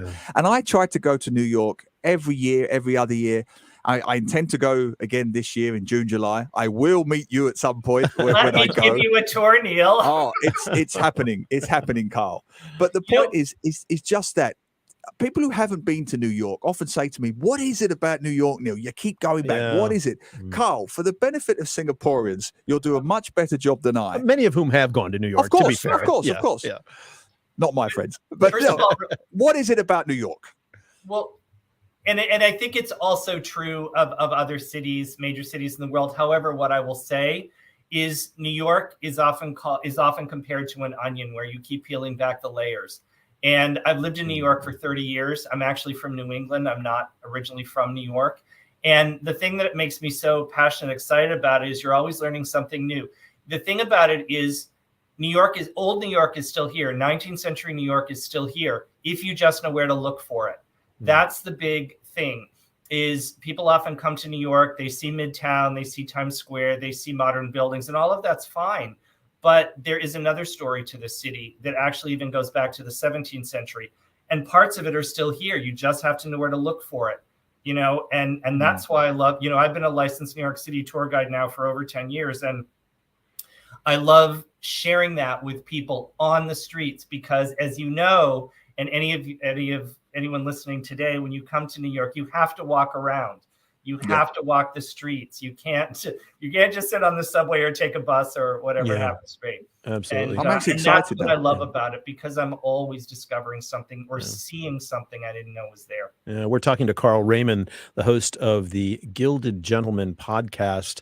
New episodes out every week. You can get on all your streaming services. Carl, you had a relationship with the Bowery Boys podcast as well, which is where I first heard you several years ago during the pandemic, and I was searching around for something to listen to. And look, I've never lived in New York. I've been there many times. My ancestors went to New York in the 17th century from Holland. So I have a connection that way, but listening to the Bowery Boys podcast, the way that you guys would go neighborhood by neighborhood in a more modern sense, but also catching the history, that to me really turned me on to this magic that you are just talking about New York. And tell me just a bit about the relationship between the Bowery Boys podcast and now the Gilded Gentleman. Oh, sure. Well, Bowery Boys produced my show. I started working with the Bowery Boys several years ago, pre-pandemic. The Bowery Boys have been around for about 15 years. They started a podcast before really anybody knew what a podcast was. They've been out there for about 15 years, actually over 15 years now, which is extraordinary. And several years ago, they expanded the business and they started a walking tour business called Bowery Boys Walks. And as a licensed tour guide, they hired me as a guide, because my approach to history, my approach to New York history was very similar to theirs. And I did a number of tours with them. And I knew that I wanted to begin a podcast on my own. And they were interested in producing a show, and we knew each other. And it was sort of a harmonic convergence. And so they became my producers and launched my show over a year ago. So They are my advisors. They are my producers. We work very closely together, and I still do tours through Bowery Boys Wonderful. Walks. And Carl, I have to say now, I'm genuinely excited about the prospect of doing one of your tours. I'm not just saying that. If it wasn't true, I wouldn't believe say you. it. My wife and daughter, we are coming. I cannot wait to see you. Now, for the benefit of Singaporeans who do go to New York quite regularly, in fact, you may be aware, we've just opened Singapore's first hawker center, like a food court in New York. It's called Urban Hawker. Urban Hawker, yeah. Yeah, it's in New York. So there's a real Singapore connection there.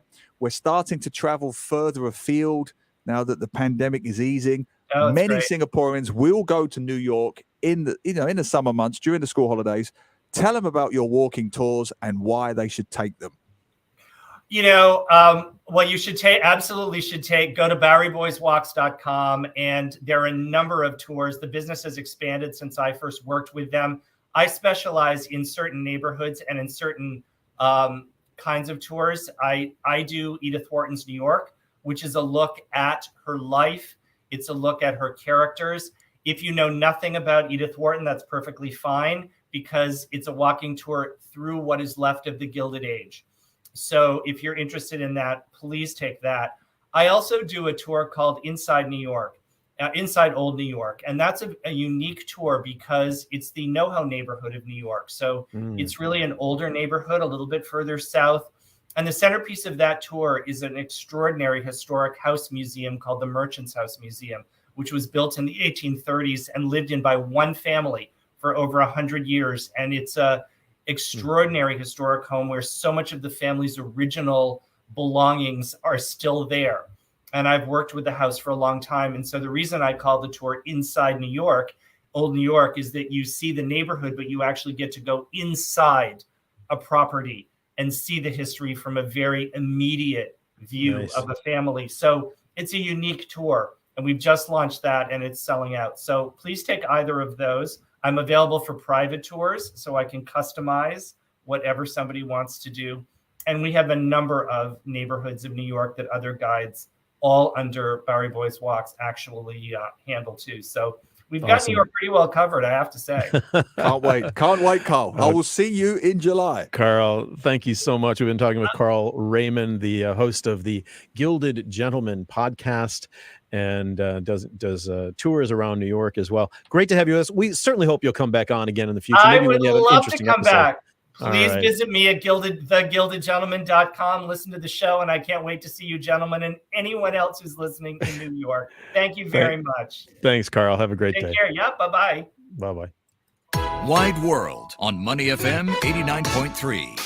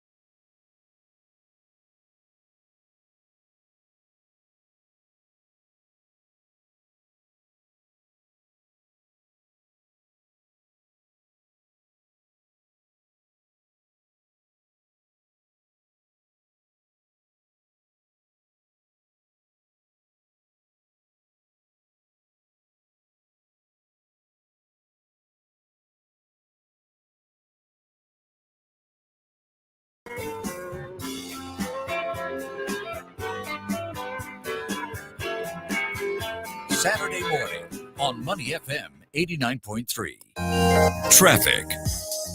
And there's been a vehicle breakdown on the PIE towards Twas before the KPE exit, so careful out there. Heavy traffic on the CTE towards the AYE between Angmor Kiel Avenue 5 exit and Angmor Kiel Avenue 1 exit.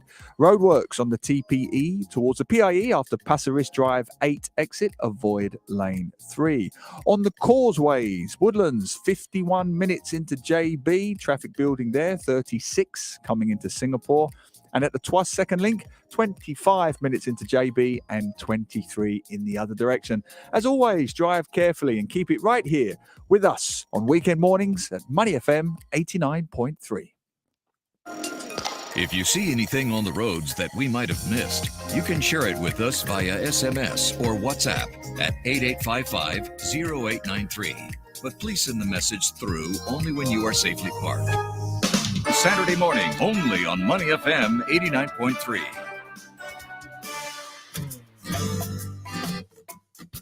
Singapore Homebrew on Money FM 89.3.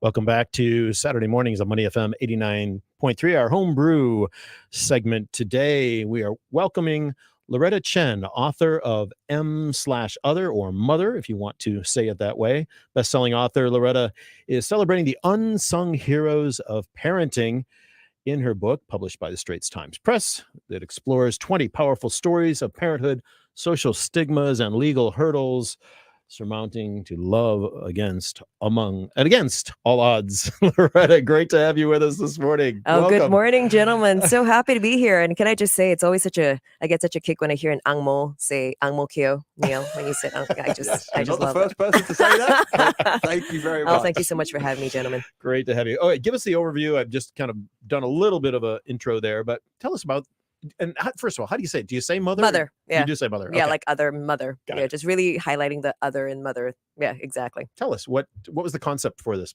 Actually, really started because the book really took off during COVID, and we were all in lockdown. And I was genuinely terrified that I would never see my mother again because she's very frail, and we had no idea when we'd see the light at the end of the tunnel. And I thought I really wanted to write something in tribute to my mother, but I didn't want it to be too, navel gazing. And I thought, let's look outside.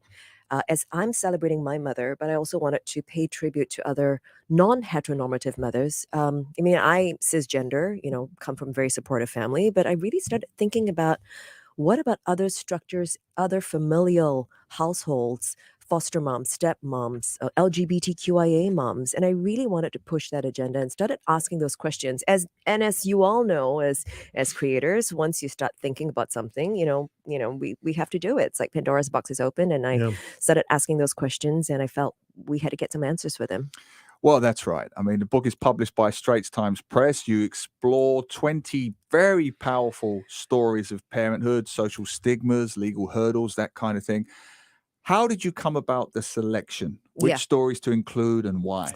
Great question. So obviously, top of mind were the LGBTQIA stories, also, from my friends and households that I've heard those stories. But also, I think one of the first connections that I made is with this guy called Sai, who's the director of Julie's Biscuits. And he runs an appreciation movement called The Best of You. And he was my first link because, I asked him, I wanted to find stories of, atypical mothers. So they could be transgender moms and dads, or incarcerated moms, rape survivor moms. And so Sai put me in touch with, the first was with Madam Salima. She's an incarcerated mom because she's battled heroin addiction for over 20 years. And she's been in and out of prison for almost a third of her life. Wow. We also spoke with, in the book, I name her Emily. She's a rape survivor mom.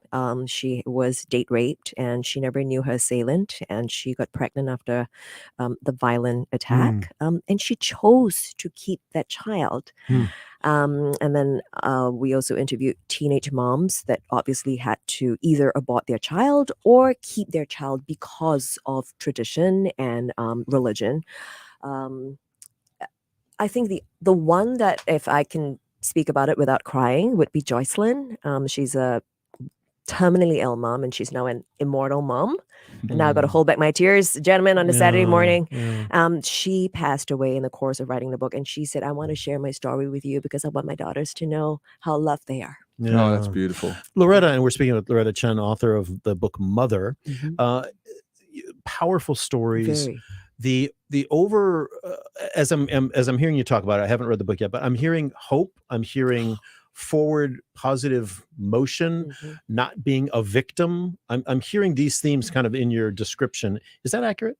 Absolutely, Glenn. Is that obvious already? Yeah, but Yeah. it really is. I think, but what we didn't want is we didn't want to sugarcoat it. We wanted the mothers, both transgender moms, dads, FTM mothers alike, to really share their stories, unadulterated, make it raw, make it real, share with us the social stigmas, the shame, the insecurity, the cracks in societal frameworks that they had to go through. But overwhelmingly, these are all stories of overcoming, why they did what they did, how they did what they did, and what pushes them to keep continuing to want to be a parent against all odds. And also for those of us who come from heteronormative families, to appreciate the little pleasures that we have, right? That you can take your son to work, for example, but Johnny, I call him Johnny in the book, can't take his son to work because he was not seen as a legitimate parent. So these are things that sometimes we take for granted, right? Little things in life. Yeah. I mean, it's a wonderful thing that you've done. And in a way, I think you're being too modest in the sense that it's one thing to say these stories need to be told, but somehow you've managed to get them to tell you those stories. These are very, very difficult stories going through the list that you mentioned there.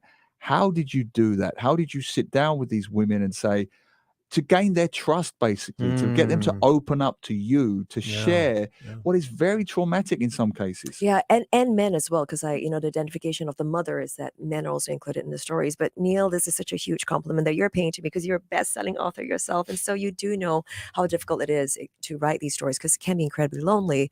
And I will say I've written many books, but this is one of the hardest books to write because in my body of work, I usually interview leaders. And these are men and women who are accomplished. They're very eloquent. They've been told to tell their stories many times, and so they have a narrative. But these are men and women who most times don't get asked these questions. Like I remembered my migrant mom. It became honestly therapy session for her. Nobody's ever asked her her story. She broke down in tears so many times. So did I. My incarcerated mom, Madam Salima, said nobody's ever asked her story. So a lot of it later, I had to really piece the narrative together as well. But to your point, Neil, a lot of it was giving them the time to speak, giving them the time to heal, and in the process, us becoming really good friends. Because when you ask such intimate questions, your bond to establish such a close bond as well. So to your point, gaining their trust, making them feel that it's safe, and also giving them a chance to recognize that this book, it's not about shaming them, but it's really about elevating and creating a platform for more people to join in and see how we could have more empathy and compassion. Yeah. And just to add, awareness. if I can, you mentioned your migrant mother there. Tell the audience your story because her story. That's fascinating in itself. Yeah, so she's happy to go by her real name. So Mahbuba, she's a Bangladeshi immigrant woman who came to Singapore after surviving. I don't even know if that's a word, but surviving. She's such a survivor. Rape when she was in Bangladesh and abuse in the household, and she came to Singapore as a migrant worker. And of course, and she admits that it definitely wasn't easy. Many people felt like she was here to take away her job, and she actually, she acknowledges that Singapore has been amazing to her, very kind, but she also says sometimes that these discriminatory things that are said, and in the book she says, please don't see me as a threat. I'm not here to take your job. I just want to survive. I'm just a mom. I just want to raise my kids. And she has an autistic daughter, and she says, I just really am just like you. I'm mortal. I'm just trying to make ends meet. Please don't see me as a threat. So very heartwarming, very heartfelt stories. Yeah. How did you find your subjects, right? Because to find people that would, first of all, that have had these experiences, I'm sure they're all around us in everyday life, but that would actually then open up to you. Yeah, so it started with Sai. Like I said, he's the director of Julie's Biscuits, and he runs The Best of You. So he was my first point of contact because he worked with Emily in the book, who's a rape survivor mom, and he worked with Madam Salima. So from there, it's talking and speaking with these women, and because they trusted me, they then opened their networks to me. So it really starts from having that really hot lead, as you all know from writing as Yep. well. And then, their friends will say, yeah, we want to talk to you, because they feel safe. And then it becomes a little community. And then hopefully now, with all your help, gentlemen, becomes a movement that we begin to embrace more, discourse that is different from us, right? And not to judge. So yeah, but it really started with The Best of You. Also started with one of my friends that I'm going to visit today. So in the book is Maximilian, Max, a gay dad, but very, very a huge support in the LGBTQIA movement. And so he opened his networks to me as well. Because as you might know, I mean, we've only just repealed 377A, but technically in the books, when they were in the midst of becoming parents, they were actually running a grain of the law. They're going against the law, right? Because if you can't be gay in Singapore, you can't be a gay dad. So some of them had to, even though they lead very authentic lives, they had to put a pseudonym, not because they wanted to, but the Singapore publisher said, let's put pseudonyms. We don't want them in trouble. I mean, and your book is gaining huge traction, and kudos to you for that. I mean, you kindly said I was an author, but I've never had a foreword by anyone related to Barack Obama's family. How on earth do you get the sister of the American president, Barack Obama, to write the foreword to your book? Oh, they are dear friends, but I really have to say Maya, and this is a big shout out to her. Maya, if you're listening, I love you. Maya Sotaro is one of my best friends. She's one of the first women I met when I came to Hawaii. As I was talking to Glenn when I moved in 2015. I wrote a book called Inspiring Women of Hawaii, and obviously her name was floated up to me, and we met. And she is just so endearing, Neil and Glenn. Like she opened her house to me, literally. Like I walked into a house and it was unlocked. And I walked in, I was like, Maya, and she wasn't home. And I was like, what? You let a stranger into your house? She's like, yeah. And I put food, and she talks like that. I put food on the table. Help yourself to Thai food, and I'll come back in a while. And we just became friends. And I think also, how could you not become friends with somebody like that, right? Right? I'm like, Maya, please lock your doors from now on. But so no, and Maya herself too, and she's very, very honest in the book, because she's actually now going through some health crisis in her life as well. She has just had a double mastectomy. She writes about it in the book, so I can talk about it. And she's also going to be going through a double mastectomy. And she's also going to be removing her womb. And so she's in this phase where she's saying, I'm about to be a non-woman, and yet she's never felt more maternal in her life.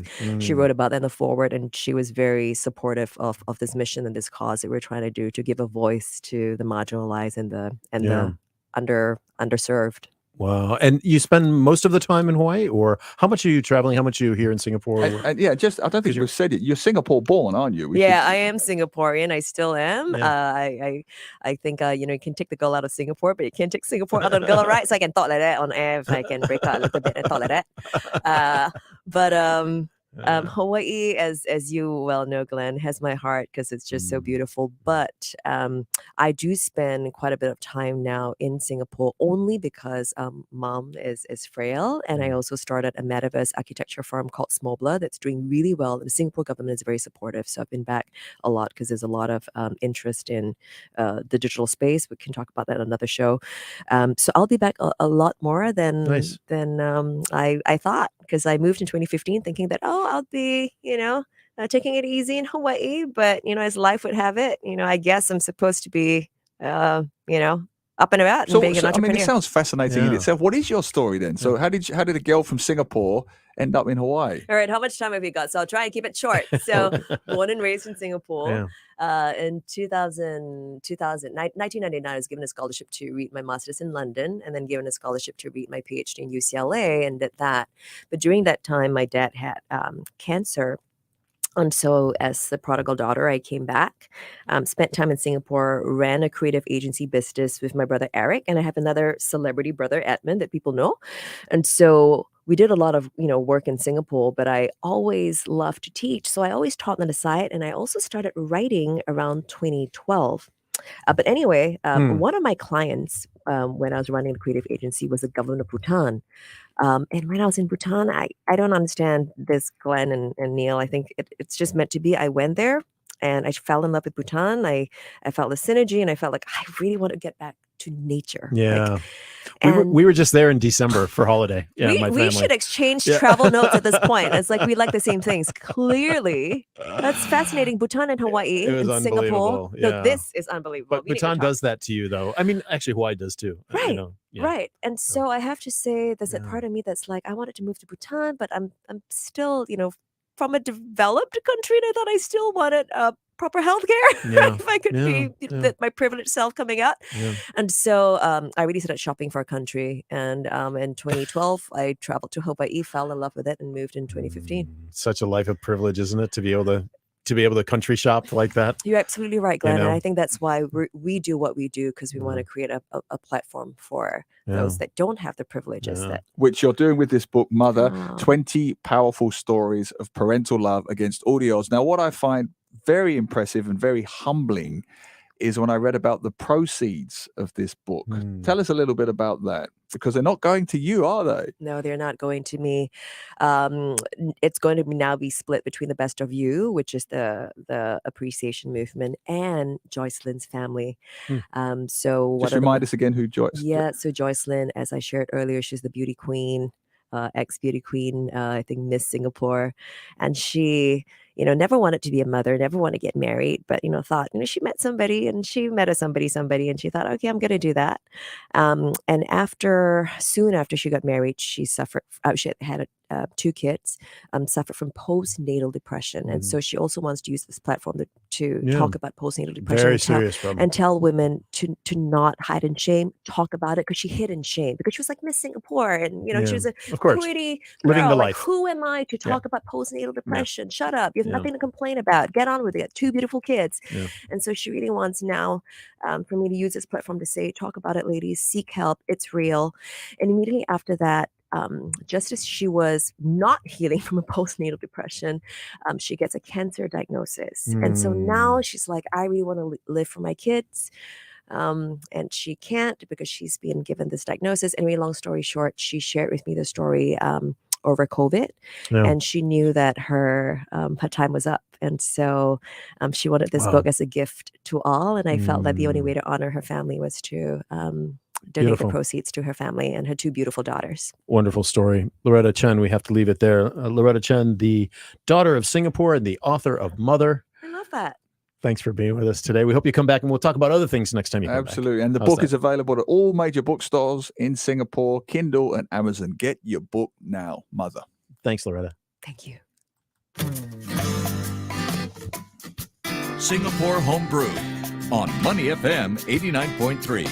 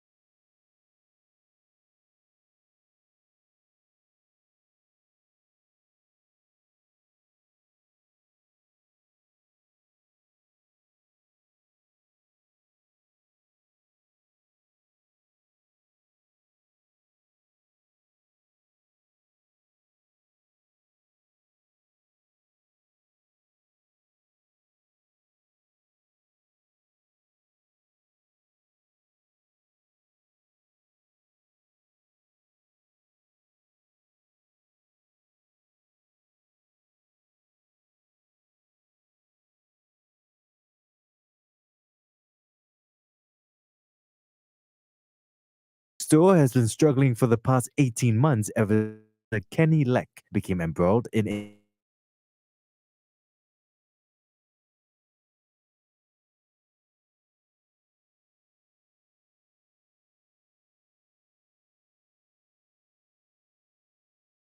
the business is still alive, there seems no sign that Books actually is still in business.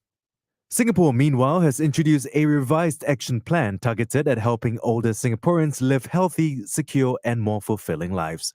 Run by the Health Promotion Board and People's Association, the Live Well, Age Well program targets those aged 50 and above. It aims to empower seniors to look after their health and to stay connected with society and their loved ones. The plan also aims to provide more support for the elderly to contribute their knowledge and expertise back to the community. At the launch of the program on Monday, Health Minister Ong Ye Kung described aging as the most significant social development in Singapore. Across the border, Malaysia has proposed a single clearance system which aims to reduce congestion along the causeway between Singapore and Johor. If adopted, it would require travellers to make just one stop at immigration on either side of the border, which would help reduce travel time between the two countries. And finally, if you're planning to see the cherry blossoms in Japan, you'll want to make a trip there sometime between late March and early April. According to the Japan Meteorological Corporation, sakura will be in full bloom in Tokyo, Kyoto, and Osaka between March 29th and middle of April, and slightly later up north in Hokkaido with the full bloom forecast on May the 2nd. And that's your news wrap. Read more at The Straits Times. Those were your news headlines from The Straits Times. This is Money FM 89.3, Singapore's most influential radio station. Time check on Money FM 89.3. 11:03. Weather. The Met Service is calling for rainy skies this afternoon. Please do take note of that. Our high is going to be relatively cool out in the low 30s, and our low tonight in the upper 20s. Good sleeping weather again around Singapore. Do stay dry today. Traffic. And we have roadworks, major roadworks around Topo, Novena, Newton, and the Kallang areas this morning downtown. So do be careful out there. On the causeways, wow, heavy rain now at Tuas. Can barely see the traffic. 22 minutes into Singapore, 21 minutes into JB. A little clearer weather-wise at Woodlands Causeway, but traffic-wise, not so good. 43 minutes into JB and 36 minutes into Singapore. So as always, drive carefully, drive safely, and keep it right here on Money FM 89.3. If you see anything on the roads that we might have missed, you can share it with us via SMS or WhatsApp at 8855-0893. But please send the message through only when you are safely parked. Helping you grow your money on Money FM 89.3. Money FM 89.3. Financial updates from the Business Times. I'm Chua Tian Tian with some of the market stories that made the headlines this week. The U.S. Federal Reserve said it had turned a key corner in the fight against high inflation. The comment came as the central bank scaled back to a 0.25 percentage point rate increase after a year of larger hikes. Still, policymakers projected that ongoing increases in borrowing costs would be needed. Officials also pushed back against an expectation in financial markets that the Fed would pause soon and indeed cut rates later this year. The rate hikes imposed by the Fed since March have now totaled 4.5 percentage points, with the policy rate now in a range of between 4.5 and 4.75%. That's the highest since 2007. Government and banking sources said India's central bank has asked local banks for details of their exposure to the Adani Group of companies.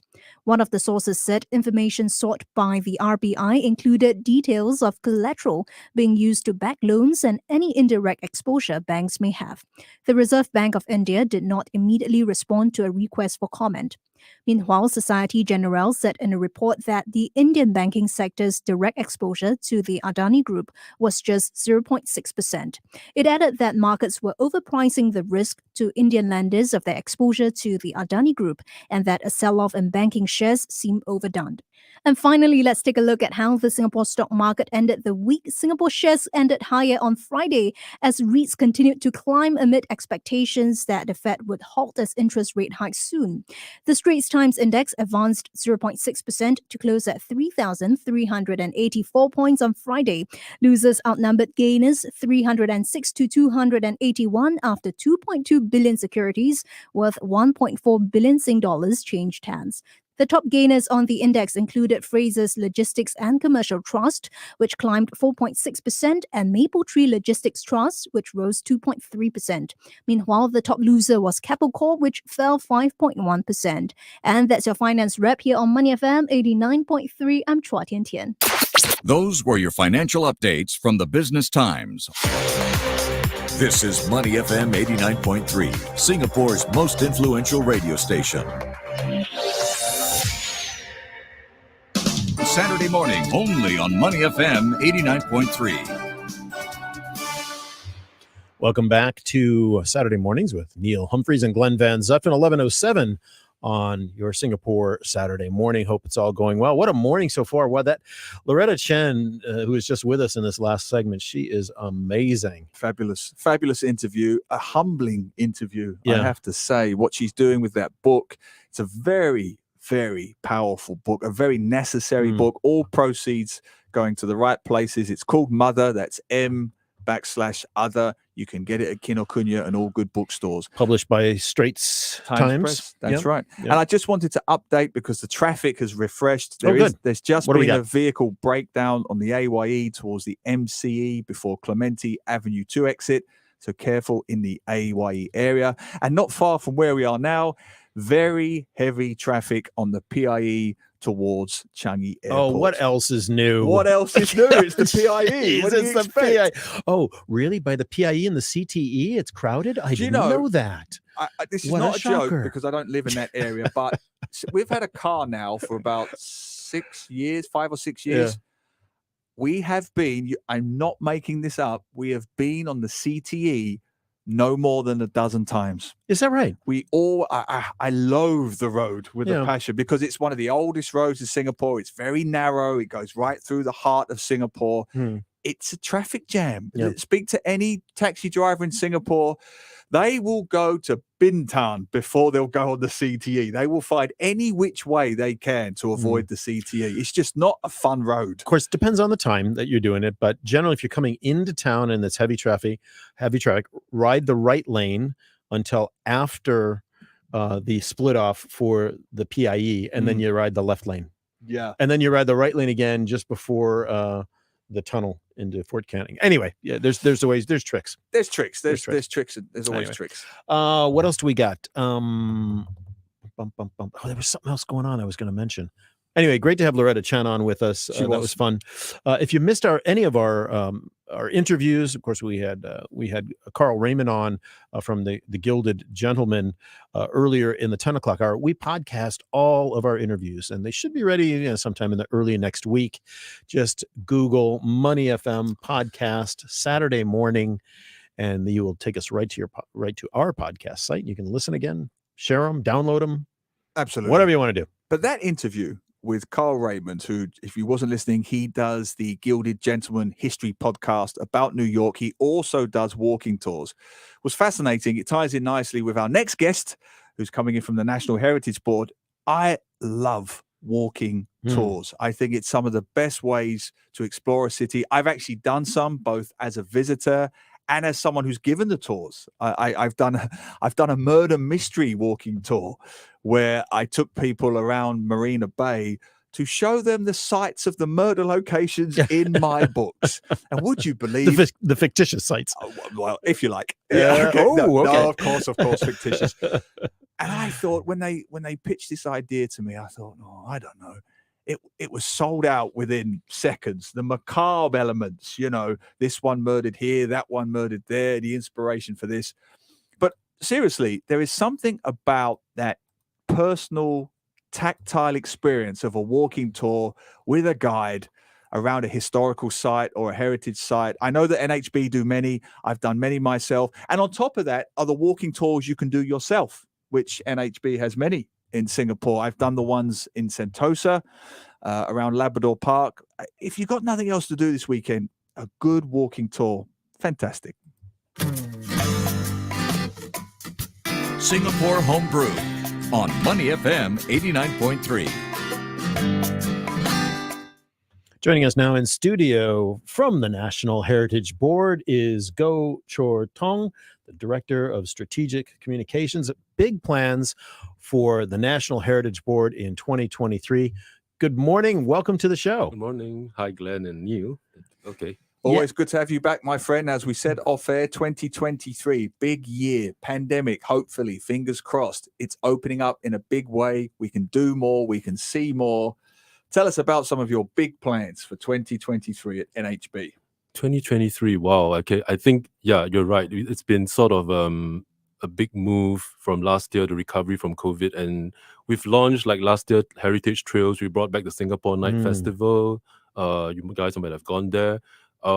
This year we have the opening of the Peranakan Museum, which is happening actually finally in 2 weeks. Oh my Yeah, gosh, it's been finally. closed for so many years now. Exactly. Yeah. So you can expect to see like obviously refreshed galleries. There will be 3 themes inside. The first floor would be more of the origins of Peranakan, the Peranakan culture and identity. On the second floor, you will see things that it is themed home, so there will be lots of artifacts relating to the home. You know, the Peranakan culture was very big on things like furniture and all that. So, and it's going to be a kind of refreshed kind of a presentation.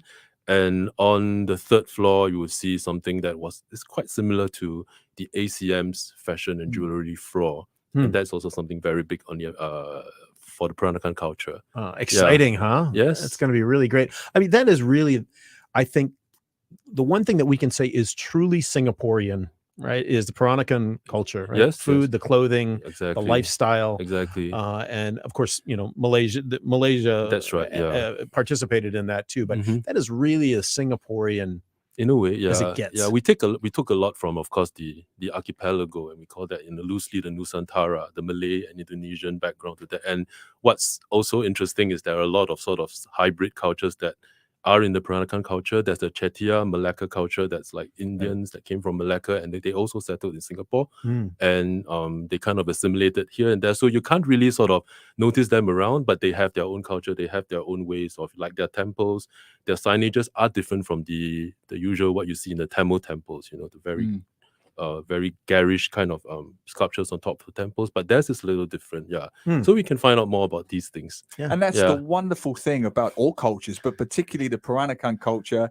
Lots of fusion of different groups and ethnicities and races from around the region, which I imagine for NHB must be a real headache in terms of what do you include, what do you not include. Exactly. So what kind of decisions do you make when you decide what goes into the revamped Peranakan Wow, Museum? yeah. I hope I can speak for the museum director here. He's Kenny. You would have met him. I think this time we did manage to sort of include even more artifacts. You know, the decision was even more complicated because years since the Peranakan Museum closed, and we were able to sort of get the sort of the artifacts that were donated to us over the last 10 years, and there's always no shortage of people sort of willing to sort of donate their Is that right? Yeah. Oh, that's nice. Yeah, Huh? exactly. Yeah. So we have that, and we had to make the decision which to feature. So, but I think it's more of, what you will see in the new museum is a refreshed way of presentation. It might not be what you kind of expect from if you have gone there in the past. It would be sort of like an ethnographic journey from the life cycle of the Peranakan person from birth to death. You might have realized that, and there's some sort of beds, chambers, and all that on top, wedding chambers, some of which some people found a little eerie, but yeah. So the presentation will change. I'm not going to sort of give you a lot more details. Yeah, no spoiler alerts. It's just 2 weeks time. Yeah. You'll see it quite soon. And there will be a street party as well on the opening weekend. Oh, wow. Yeah, that weekend. So the 15th to 17th, if I'm not wrong. It's going to open to the public from the 17th of February. And that weekend, there will be like a street carnival. So yeah, everybody should go. Fun. And you know, that part of the sort of east side of Fort Canning Hill is so historic. That was the original Botanic Garden, right? Exactly. Yeah. In Singapore, that correct, area yes. all the way toward SMU, Yes. and they have those beautiful planter boxes in the middle of the road there now. Yes. They've closed off most of that road and made it a That's right, pedestrian yeah. road. So it'll be perfect for a street festival, first of all. Mhm. But it brings in that other element of what's so important in Singapore, which is agriculture. Mhm. from back in the day, the orchards and the different things that have grown Right, here. right, right. Yeah. That's Fascinating. true. That's Yeah. true. Yeah. Yeah. Yeah. So tell us a little bit about how, I wouldn't say lessons learned, but what were some of the highlights of 2022 that you had? It was a big year as you Right, were easing yes. your way out of the pandemic, Yes. 2022. What were some of the highlights and maybe some of the successes that led you into 2023 and what Wow. worked and, Wow. what you learned basically? Thanks for that question. I think the obvious one would probably be the recovery from COVID. So it was getting back our stuff together. And I think during COVID, there were exhibitions that had to be postponed. We went quite digital in terms of outreach. We went on our Facebook, Instagram, and did things like we did during Ramadan in 2020, which was during the circuit breaker. Just as an example, we did an outreach where we got the people in the Malay community to talk online about what they felt during that period, and for them to connect. And this was very well subscribed. So this is kind of another way to, I think, not something that is quite traditional in the way we do heritage, that is like artifacts in the museums. This is sort of getting people to talk about their heritage in their own voice, in their own whatever they are experiencing themselves. So it was quite, I think, quite visceral and emotional to some of them. This is just one example. But of course, this was 2020. I'm talking about 2022. I think the return of the Night Festival, I think, was a huge lesson in sort of like, and when we were planning for it, it was still like early days. It was still early 2022. We weren't sure of the restrictions and all that. So there were challenges in, should we do something more? Should we do something more public and which involves people gathering together and things like that? But I mean, to cut the story short, I'm glad it sort of worked. I think people did come back quite fully to.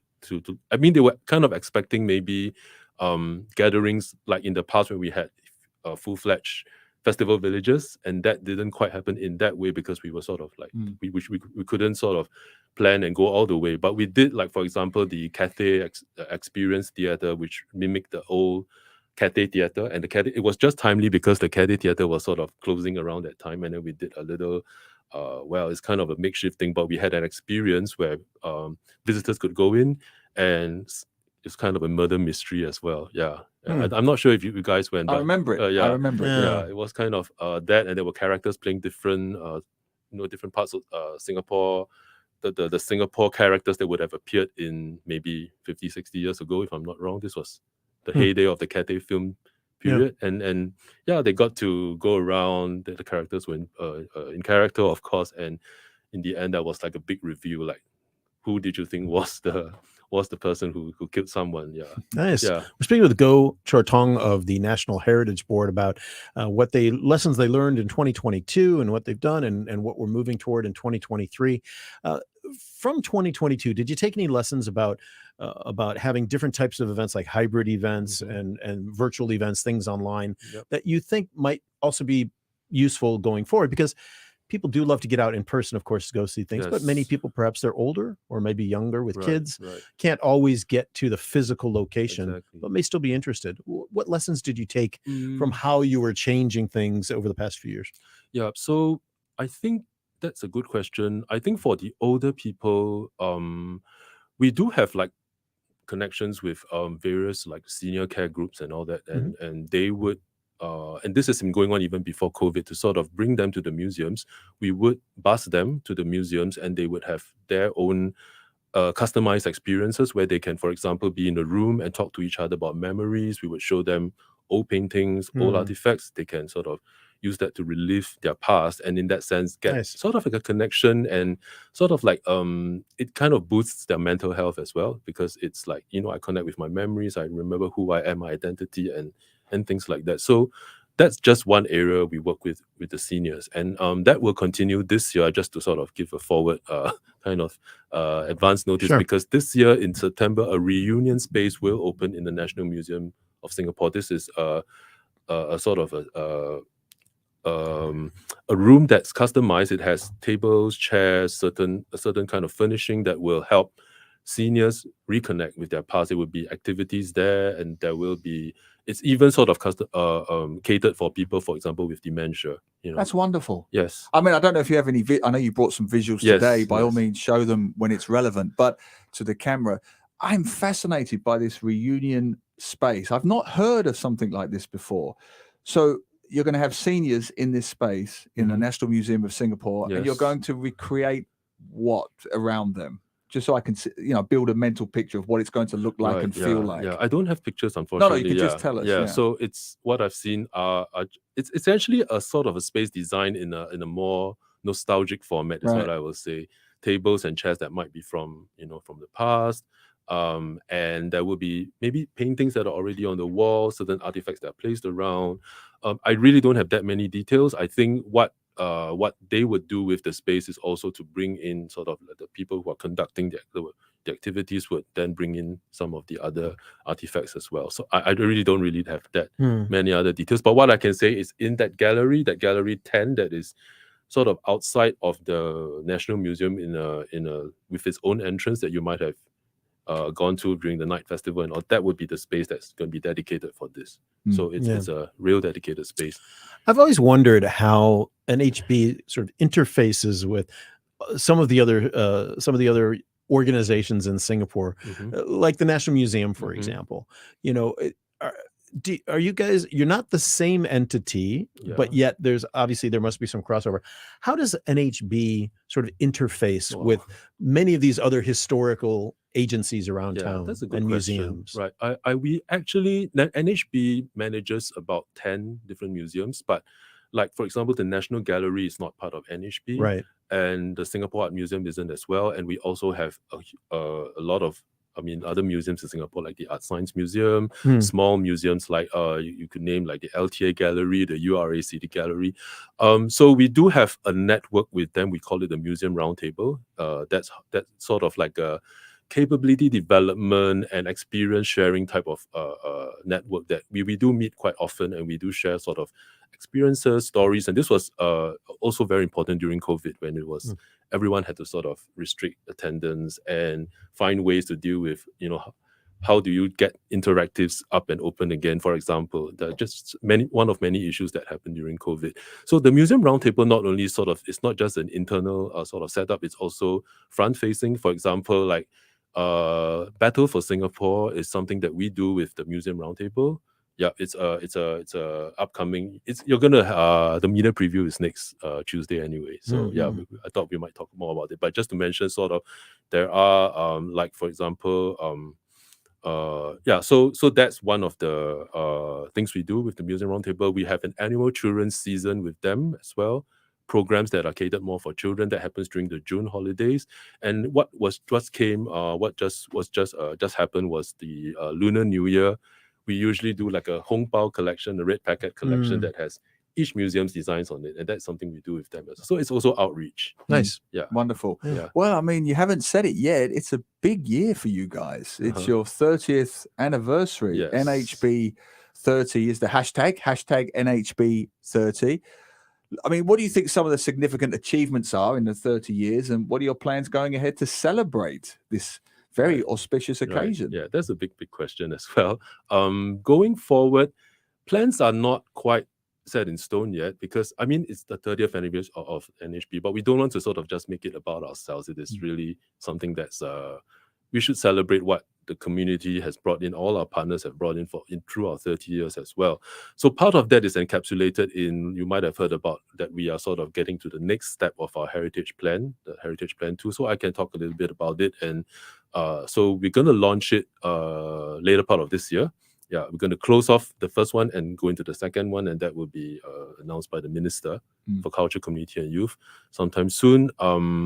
We will be focusing on 4 big sort of prongs for sort of like what we call I can't kind of pillars or something. Yes, exactly. Yeah, Yeah, just yeah. going to find building blocks. Yeah, so building there's blocks, yeah. identity, community, innovation, and industry. Right. So, do you need me to go into sort of a bit Or of just give all us of a that? brief overview of what that Okay, means. that's good. you know. Yeah, what's it can what get does very that mean? it can get Identity, really like long. Singapore identity. Identity is sort of like what makes us Singaporeans. Yeah. So things like we did have a public engagement website last year that was set up for people to give feedback. So there's some of the stuff is there. So for example, what does archaeology mean? What does our archaeological heritage mean? Should we do more in terms of getting kids and all that to do more or studies in archaeology? And then last year we also had that exciting announcement about the the finds from the shipwrecks, in the Singapore waters. Yeah. So what does it mean by that? Should we be more proud and engage more people with our maritime heritage? So identity revolves around these considerations. Community is quite, I think, is quite intuitive. It's more about getting the community to participate. Sort of, how do we bring heritage more into the community? Does it mean sort of like we do heritage trails? The heritage trails go into the neighborhoods, get people to get excited about, oh, this thing is in my neighborhood. So how do we get them to engage more with that? Innovation is kind of like what I was talking about in terms of digital outreach. So how do we do more in the digital realm? How do we do more with tech in the museums to get kids and people more excited? And you see a lot of tech already coming up, say for the Children's Museum. Lots of little interactive games and all that. So how should we do? What more can we do with this? Which is good, but I also think sometimes innovation, we get too much emphasis on the tech. We get caught up on the tech, meaning your reunion space idea to me is fantastic for the elderly folks. That's just as innovative as anything with tech. So it works in different ways, doesn't it? Innovation. Made a good point. Thank you. And what was the fourth one? The fourth is industry. Industry has a lot of actually sort of sub pillars to it. So for example, how do we make sort of let heritage businesses survive? What can we do to help them? Heritage businesses as in traditional trades, some of them and things like that. From all the way from that to really like also building like for example Armenian Street, we talked about it, right? So that could be there's a lot of potential as a precinct for both arts and heritage celebrations. I think you might have heard some of these ideas. They're not quite there, but that's another way of like bringing back life to it by maybe bringing back industry practitioners on heritage to get to enliven the space, to do more with it, so that it becomes more organic and rather than just, every time there's an occasion we do a festival. Yeah, it's quite a roadmap. Let's just finish off by talking about the Battle for Singapore. And that's you're gonna be launching doing a media launch on that next week. That's right. Tell us, what does that look like from the NHB perspective? Battle for Singapore now, this is something we've been doing for quite a while now, and for me, actually, because I'm not, my colleagues are organizing it, but for me, it's always exciting to see like there's some new hidden stuff unearthed about, things that happened 70, 80 years ago. So we will have a new site this year. I'm not going to sort of say it now. It's on an island somewhere, a new old site, I would say, that's not been open for many, many years. Which I am going to. I'm sure. Yeah, I'm sure. Yes. It's going to be very okay. So don't be the spoiler exciting. alert, but give us the overview of what that looks like. Oh, that it has a lot of structures. No one ever realized it. I mean, I'm saying this a bit too in a too extreme way, but I don't think I think most people would have passed by kind of the area in a way that they didn't realize this was just like a few steps into the forest. You can see all these things. So I think it would be exciting. I mean, I've personally been there, so I was blown away. Fantastic. Yeah, really. I just want to ask you very briefly, finally, you work at NHB, it's their 30th anniversary. What are some of the personal highlights for you? Things that NHB has done, just on a personal, visceral level, this we got really right. What do you like? You said before off air, you're a big history buff, you love local history. What is something that you personally give a big tick to? Wow, okay. I would think, I didn't realize that there was so much more beyond artifacts and museums. I mean, I just joined 2 years ago. I've not spent that long with NHB, and what really amazed me was the wealth of. I mean, the heritage is not just about acquiring objects, conserving them, presenting them to the public, right? Doing a sort of a historical write-up on it. It's so much more than that. When I joined, actually, just a few months after that was the inscription of hawker culture on the UNESCO Intangible Cultural Heritage List, and that actually gave me sort of a really great sort of primer on this. That this is what also constitutes heritage. Heritage is for everybody. Yeah, heritage is everyone's business, and everyone can celebrate their life as heritage. It's not just something that's stuck in the museums. It's not static, So I think that was already a huge thing for me. Yeah. So food. It's always food. It always comes back to food in Singapore. And honestly, even though in many quarters, Singapore is trying to go headlong into the future with new things. The NHB and other organizations here do a fantastic job Yep. of Thank you. taking the history and the culture, and now the industry and the technology and the community that we have, and highlighting it in such an engaging way, and showing Singaporeans that there's so much more to this little red dot than a lot of people realize. So That's exactly it. Thank you. Thanks for being with us today, Go Chor Tong of the National Heritage Board. Really appreciate it. Wishing you all the best for a successful Thank you so 2023. Hope you'll come back and talk to us again. much. Sure. Thanks, Glenn, and you. Thank you so much. Thank you. Yeah. Singapore Homebrew on Money FM 89.3.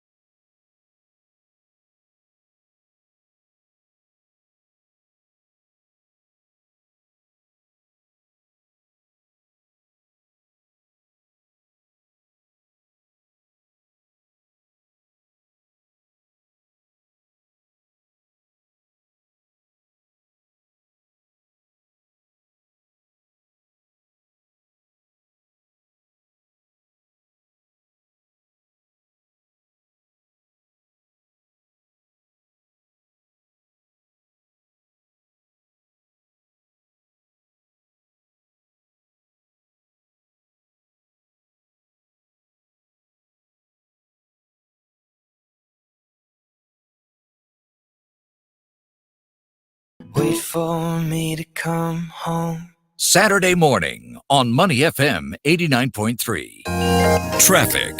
And there's been a vehicle breakdown on the BKE towards the PIE at PIE City exit. Roadworks on the PIE towards Changi Airport, as always, at Jalan Bahar entrance and also at Old Airport Road. After Jalan Tiga, avoid the left lane there.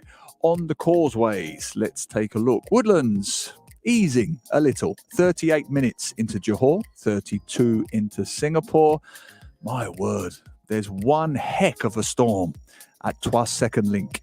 24 minutes into JB and 20 minutes into Singapore, but very, very stormy conditions indeed. So as always, carefully on those roads, drive safely and keep it right here on Money FM 89.3. If you see anything on the roads that we might have missed, you can share it with us via SMS or WhatsApp at 8855-0893. But please send the message through only when you are safely parked. Saturday morning, only on Money FM 89.3. Beautiful Places with Neil Humphreys on weekend mornings with Glenn Van Zutphen on Money FM 89.3. And we're back. We are back. Beautiful place. Where are we going today? We are going to a place that you rightly ribbed me for Oh not no! going Oh before. yeah. The Battle Box. 25 years, 7 books about Singapore. I had never gotten to the Battle Box for various reasons. It wasn't for the lack of trying. I've turned up when it was closed. Yep. And finally, my wife and I went back last week. Okay, the Battle Box. I'm guessing many of our listeners and viewers have been to the Battle Box at some point. So very briefly, what it is. I gotta say, it's been years though, right? Exactly, and that will be the key point. Mm. Built in 1936, yes, it was a World War II British underground command center inside Fort Canning Hill. Famously, it's where Percival and his high command made the decision in 15th of February 1942, we've got to surrender to the Japanese. So it's very historic. But let me say what the Battle Box isn't, because I think that's very important, the perception. What it isn't is a dull, boring trudge around just a load of chilly, damp concrete rooms. And what it more importantly isn't, and this is key, is a very simplistic view of the fall of Singapore. That's what it isn't. And why we have to give thanks to our good friends of the show, the Singapore history consultants, and our good friend Jaya, who's been on the show many times. Right, yep. Now, they took over the Battle Box, and I didn't know this, and they relaunched it in 2016. And what they've done is fantastic. Why? Because they now take visitors on a chronological journey. So you start at room 1, concrete room 1, and in that room, it's a quick overview of the 700 years-ish of Fort Canning. So it brings you right up to date to the edge or the brink of World War II. Okay. Then it's so well done, Glenn. That's very interesting, As you right? go room by room, you go through this labyrinth of rooms and corridors. Yeah. 9 meters underground, don't forget. You're going to the second room, and then that will build momentum. Okay, so Japan and China, this is starting to happen. But what's interesting, it's a two-pronged journey. So with the banners on the wall and the info panels, it takes you chronologically as Japan makes its way down the Malay Peninsula. But what it does also, it recreates in each room. Okay, so this is the surveillance room. And at this stage, Japan was making its way through Malaysia, and the guys in this room were doing this. Then you go in the next room. Okay, this is where communications becomes very important, because now the Japanese are closing in on Johor. And so this would be the room where the comms would go out. And then as you go further into the Battle Box, it will say, right, by this stage, the invasion is imminent.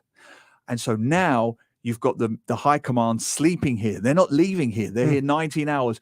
And you get these wonderful, wonderful, emotive, visceral images of cuts out of these huge iron doors, because it was so stifling in there with dozens and dozens of men that they would hacksaw out pieces of metal just to improve the airflow. So when you see this, it becomes a real personal, visceral experience. And then, of course, you realize they're sleeping here, they're bathing here, they're going to the toilets here. So, and this was very personal to me. They have kept the toilets in almost the condition they were at the time. And this really affected me, Glenn, because I realized these toilets were built in the 1930s as the same time as my toilets in my very old secondary school was built. I literally stepped back in time. I stood. You recognize them. Yeah, I stood at the urinal and I said to my wife, I have been transported back to my secondary school. Wow. Same architecture, same layout, same everything, same designers, everything. It was extraordinary. And you literally put yourself in the shoes of the people who were there at the time. And the next point, and this is so key, it's so key. It's transformed the narrative, that very simplistic narrative that one-sided. The Japanese were these sly military geniuses, and the British were bumbling, foolish idiots who had no idea about anything. And the locals were cowed and easily intimidated and controlled like, insignificant pawns. It's too one-dimensional. It's too simplistic. They give you a much more nuanced view of history. So what the bunker ends up doing, I thought, it's become the debunking bunker. I made that up. It's the debunking bunker. It debunks myths, some of which I'll just highlight. One, this is what you probably were taught years ago. The British were surprised when the Japanese invaded from the north. Not true. The battle box explains why. 2, Singapore fell because the cannons were famously pointed the wrong way direction. towards the south at Fort Siloso. Right. Not true. The battle box explains why. 3, Singapore the British had to surrender because the Japanese cunningly took control of the water supply and cut off the water supply to all Singaporeans. Not true. And finally, the more decisive one that even I was guilty of saying in some of my books, Percival and the High Command fell for the Japanese bluff. If they'd have just hung on for another day, they could have reinforced. We all know this one, and they could have seen off the Japanese bluff.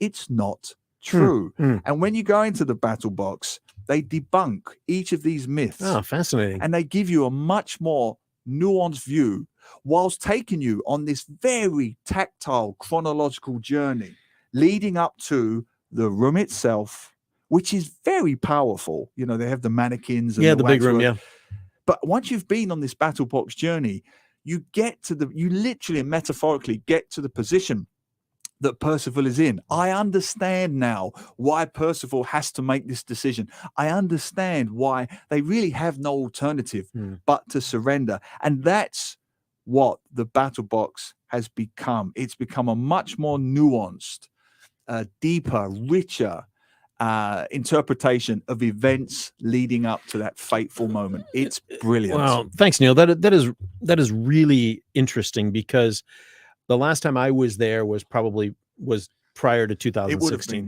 yeah, and it was interesting for what it was, but it was a little bit corny. I thought a little bit cheesy. These animatronic guys, get to that. trying to whatever with their headphones and stand back, they're bombing and all this, and we got to give up. All the dialogue and stuff was weird. So now it sounds like what History Consultants has done has really made it into a more modern and a smarter look at what we now know about that period in and history. A key word I would say is more respectful and slightly more dignified to the many lives that were lost, both militaristically and of course locally. Sure, it's not a game. And I spoke to the guy, had a very long chat with the guy on the reception counter there, expressing my admiration. And he said just what you said, that before the Singapore History Consultants came in, it was a free attraction, and it was almost a Disney-fied attraction. As you mentioned, lots of cheesy animatronics, and like it was a war game. And Think of It's a Small World, and the and kids were running around very disrespectfully. People died here. The consequences of decisions taken in that room still affects. Well, it was the beginning of the end of the British Empire, so you cannot underestimate the significance of the decisions taken in that room. It should be hairs on the neck, relevant. It shouldn't be kids running around going, like it's a game. It's not a game. It's respectfully done. It's tastefully done, and it is intelligently done. Yes, Of course. What is it ultimately? It's 20 rusting concrete rooms Well- underground. I'm not pretending it isn't. What it also isn't is Disneyland, and nor should it be. And just remember, 15th of February is coming up, which is the anniversary of the fall of Singapore. To anyone listening, there's not, you'll have a good, and what's the word? I was going to say entertaining. It is entertaining. It's very entertaining, reflective, and insightful visit if you go now in the next couple of weeks, and also a very poignant visit as we get closer to the anniversary of the fall of Singapore. Nice. Cannot recommend it enough. Beautiful Places with Neil Humphreys on Weekend Mornings with Glenn Van Zutphen on Money FM 89.3. Thanks for that, Neil. That was really interesting, and I think, the bonus on that is when you go to the Battle Box, then you spend some time going to the Heritage Gallery, walking around Fort Canning, soaking up 700 years of history, and all that means for this city. It's a and then walk down the hill and go to the new Peranakan Museum, newly opened Peranakan Museum. Absolutely. And now I've kind of pieced the two together. Ideally, you would do the quick stroll around, as long as you like, around the Fort Canning Heritage Center, which gives you that lovely 700-year overview.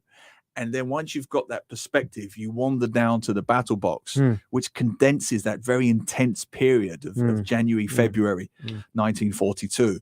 And you'll just come away. I mean, my wife, she loves a history. She found it genuinely fascinating. It's just so well done. So, for example, as you're getting to the latter stages and they're talking about the invasion of Singapore now, they'll showcase bullets. Now, previously it would be, they're just lumps of metal, but you've got context now. These are the bullets that were literally being fired at this point, during the battle. So you have context, you have real physical context to what's playing out in front of you. Great stuff. And we're getting comments. Tranquility C, just a friendly shout out to Mr. Jaya Tularai. Couldn't agree more. Been a long time. Always enjoyed your local history tours, enlightening and educational. Couldn't agree more. I will get this podcast to Jaya. And we're hoping to actually have him on in a couple of weeks. We should have him back. Yeah, we need to confirm that for him to talk about the Battle of Singapore. Yes. So yeah, we need to get him on as well. So, but that's a great. Now, I must add, the Battle Box is not free, Yep. and I know that some will say, I think I've paid $20. $20 just to look at a few concrete rooms. Nobody's making money here. Nobody's getting rich out of this. It doesn't make any money at all. It is purely to maintain what I'm guessing would be a very expensive upkeep of the better part of 100-year-old structures that are 9 meters underground. That's all it's for. It's worth, as far as I'm concerned, it's worth every cent. So yeah, get down there if you can. Rob Salisbury, good man, Neil. Finally a tick in the box to get to the Battle Box. You're right, Rob. It was a long time coming. Kelly Tewell, nice view behind Neil. Oh, it is, isn't it? It's the courtyard here at SPH. It is actually. I like it here. I know. We got to see if we can be down here more often. We might have to have a word. Down, definitely. Have a word. Aloysius, have a great weekend. Enjoy the last week of Lunar New Year. We'll listen to Money FM via audio app now. See you next week. Thanks, Aloysius. But before we get off the World War II thing, one last thing I want to mention, and that is, I think the thing that doesn't often get mentioned about the military troops here was just how uncomfortable it must have been in those old woolen uniforms, especially that the British had. And they always had to have their collars up and their ties on, and they always had to be looking proper. Long trousers much of the time, not always. It must have just been heck in this climate. And then you add being in the Battle Box where there was no aircon, right? And you can sense their desperation. It has a unbelievable. real Shawshank Redemption feel about it. That they were doing anything they can, literally cutting holes out of these wrought iron, to save them from a inches-thick bombing doors. or something, right? Yeah, just to get some air filtration, some air movement in what, as you say, and as it's pointed out in the Battle Box, in those key stages, those terrifying final days, the place was packed with people, with panic-stricken sleep deprived people who are getting these intermittent reports coming in. They're coming from the Kranji, they're coming from the west, they're moving this way. It's too fast, it's too fast, it's too fast.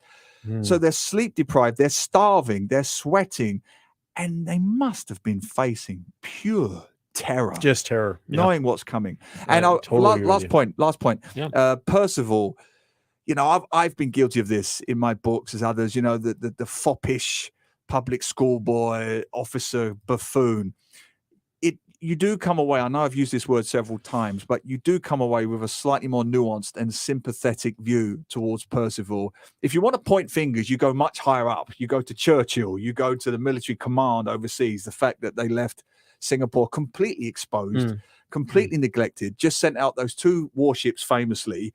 That was just the easiest of pickings. I think it was the Prince of Wales and the Repulse off the top of my head. Yep. And for Japan, it was Christmas come early. They gave them no air cover.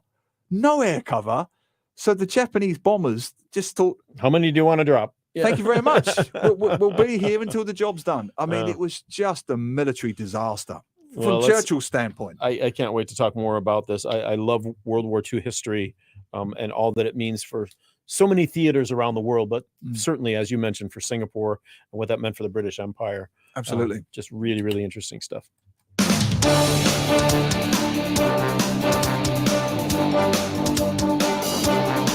Saturday mornings from 9 a.m. to 12 noon every Saturday.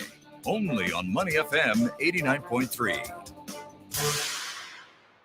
All right. Well, that is going to do it for today. Talk to us, Mr. Humphreys. What are you doing this weekend? Besides looking out the window and seeing there's ominous rain clouds coming.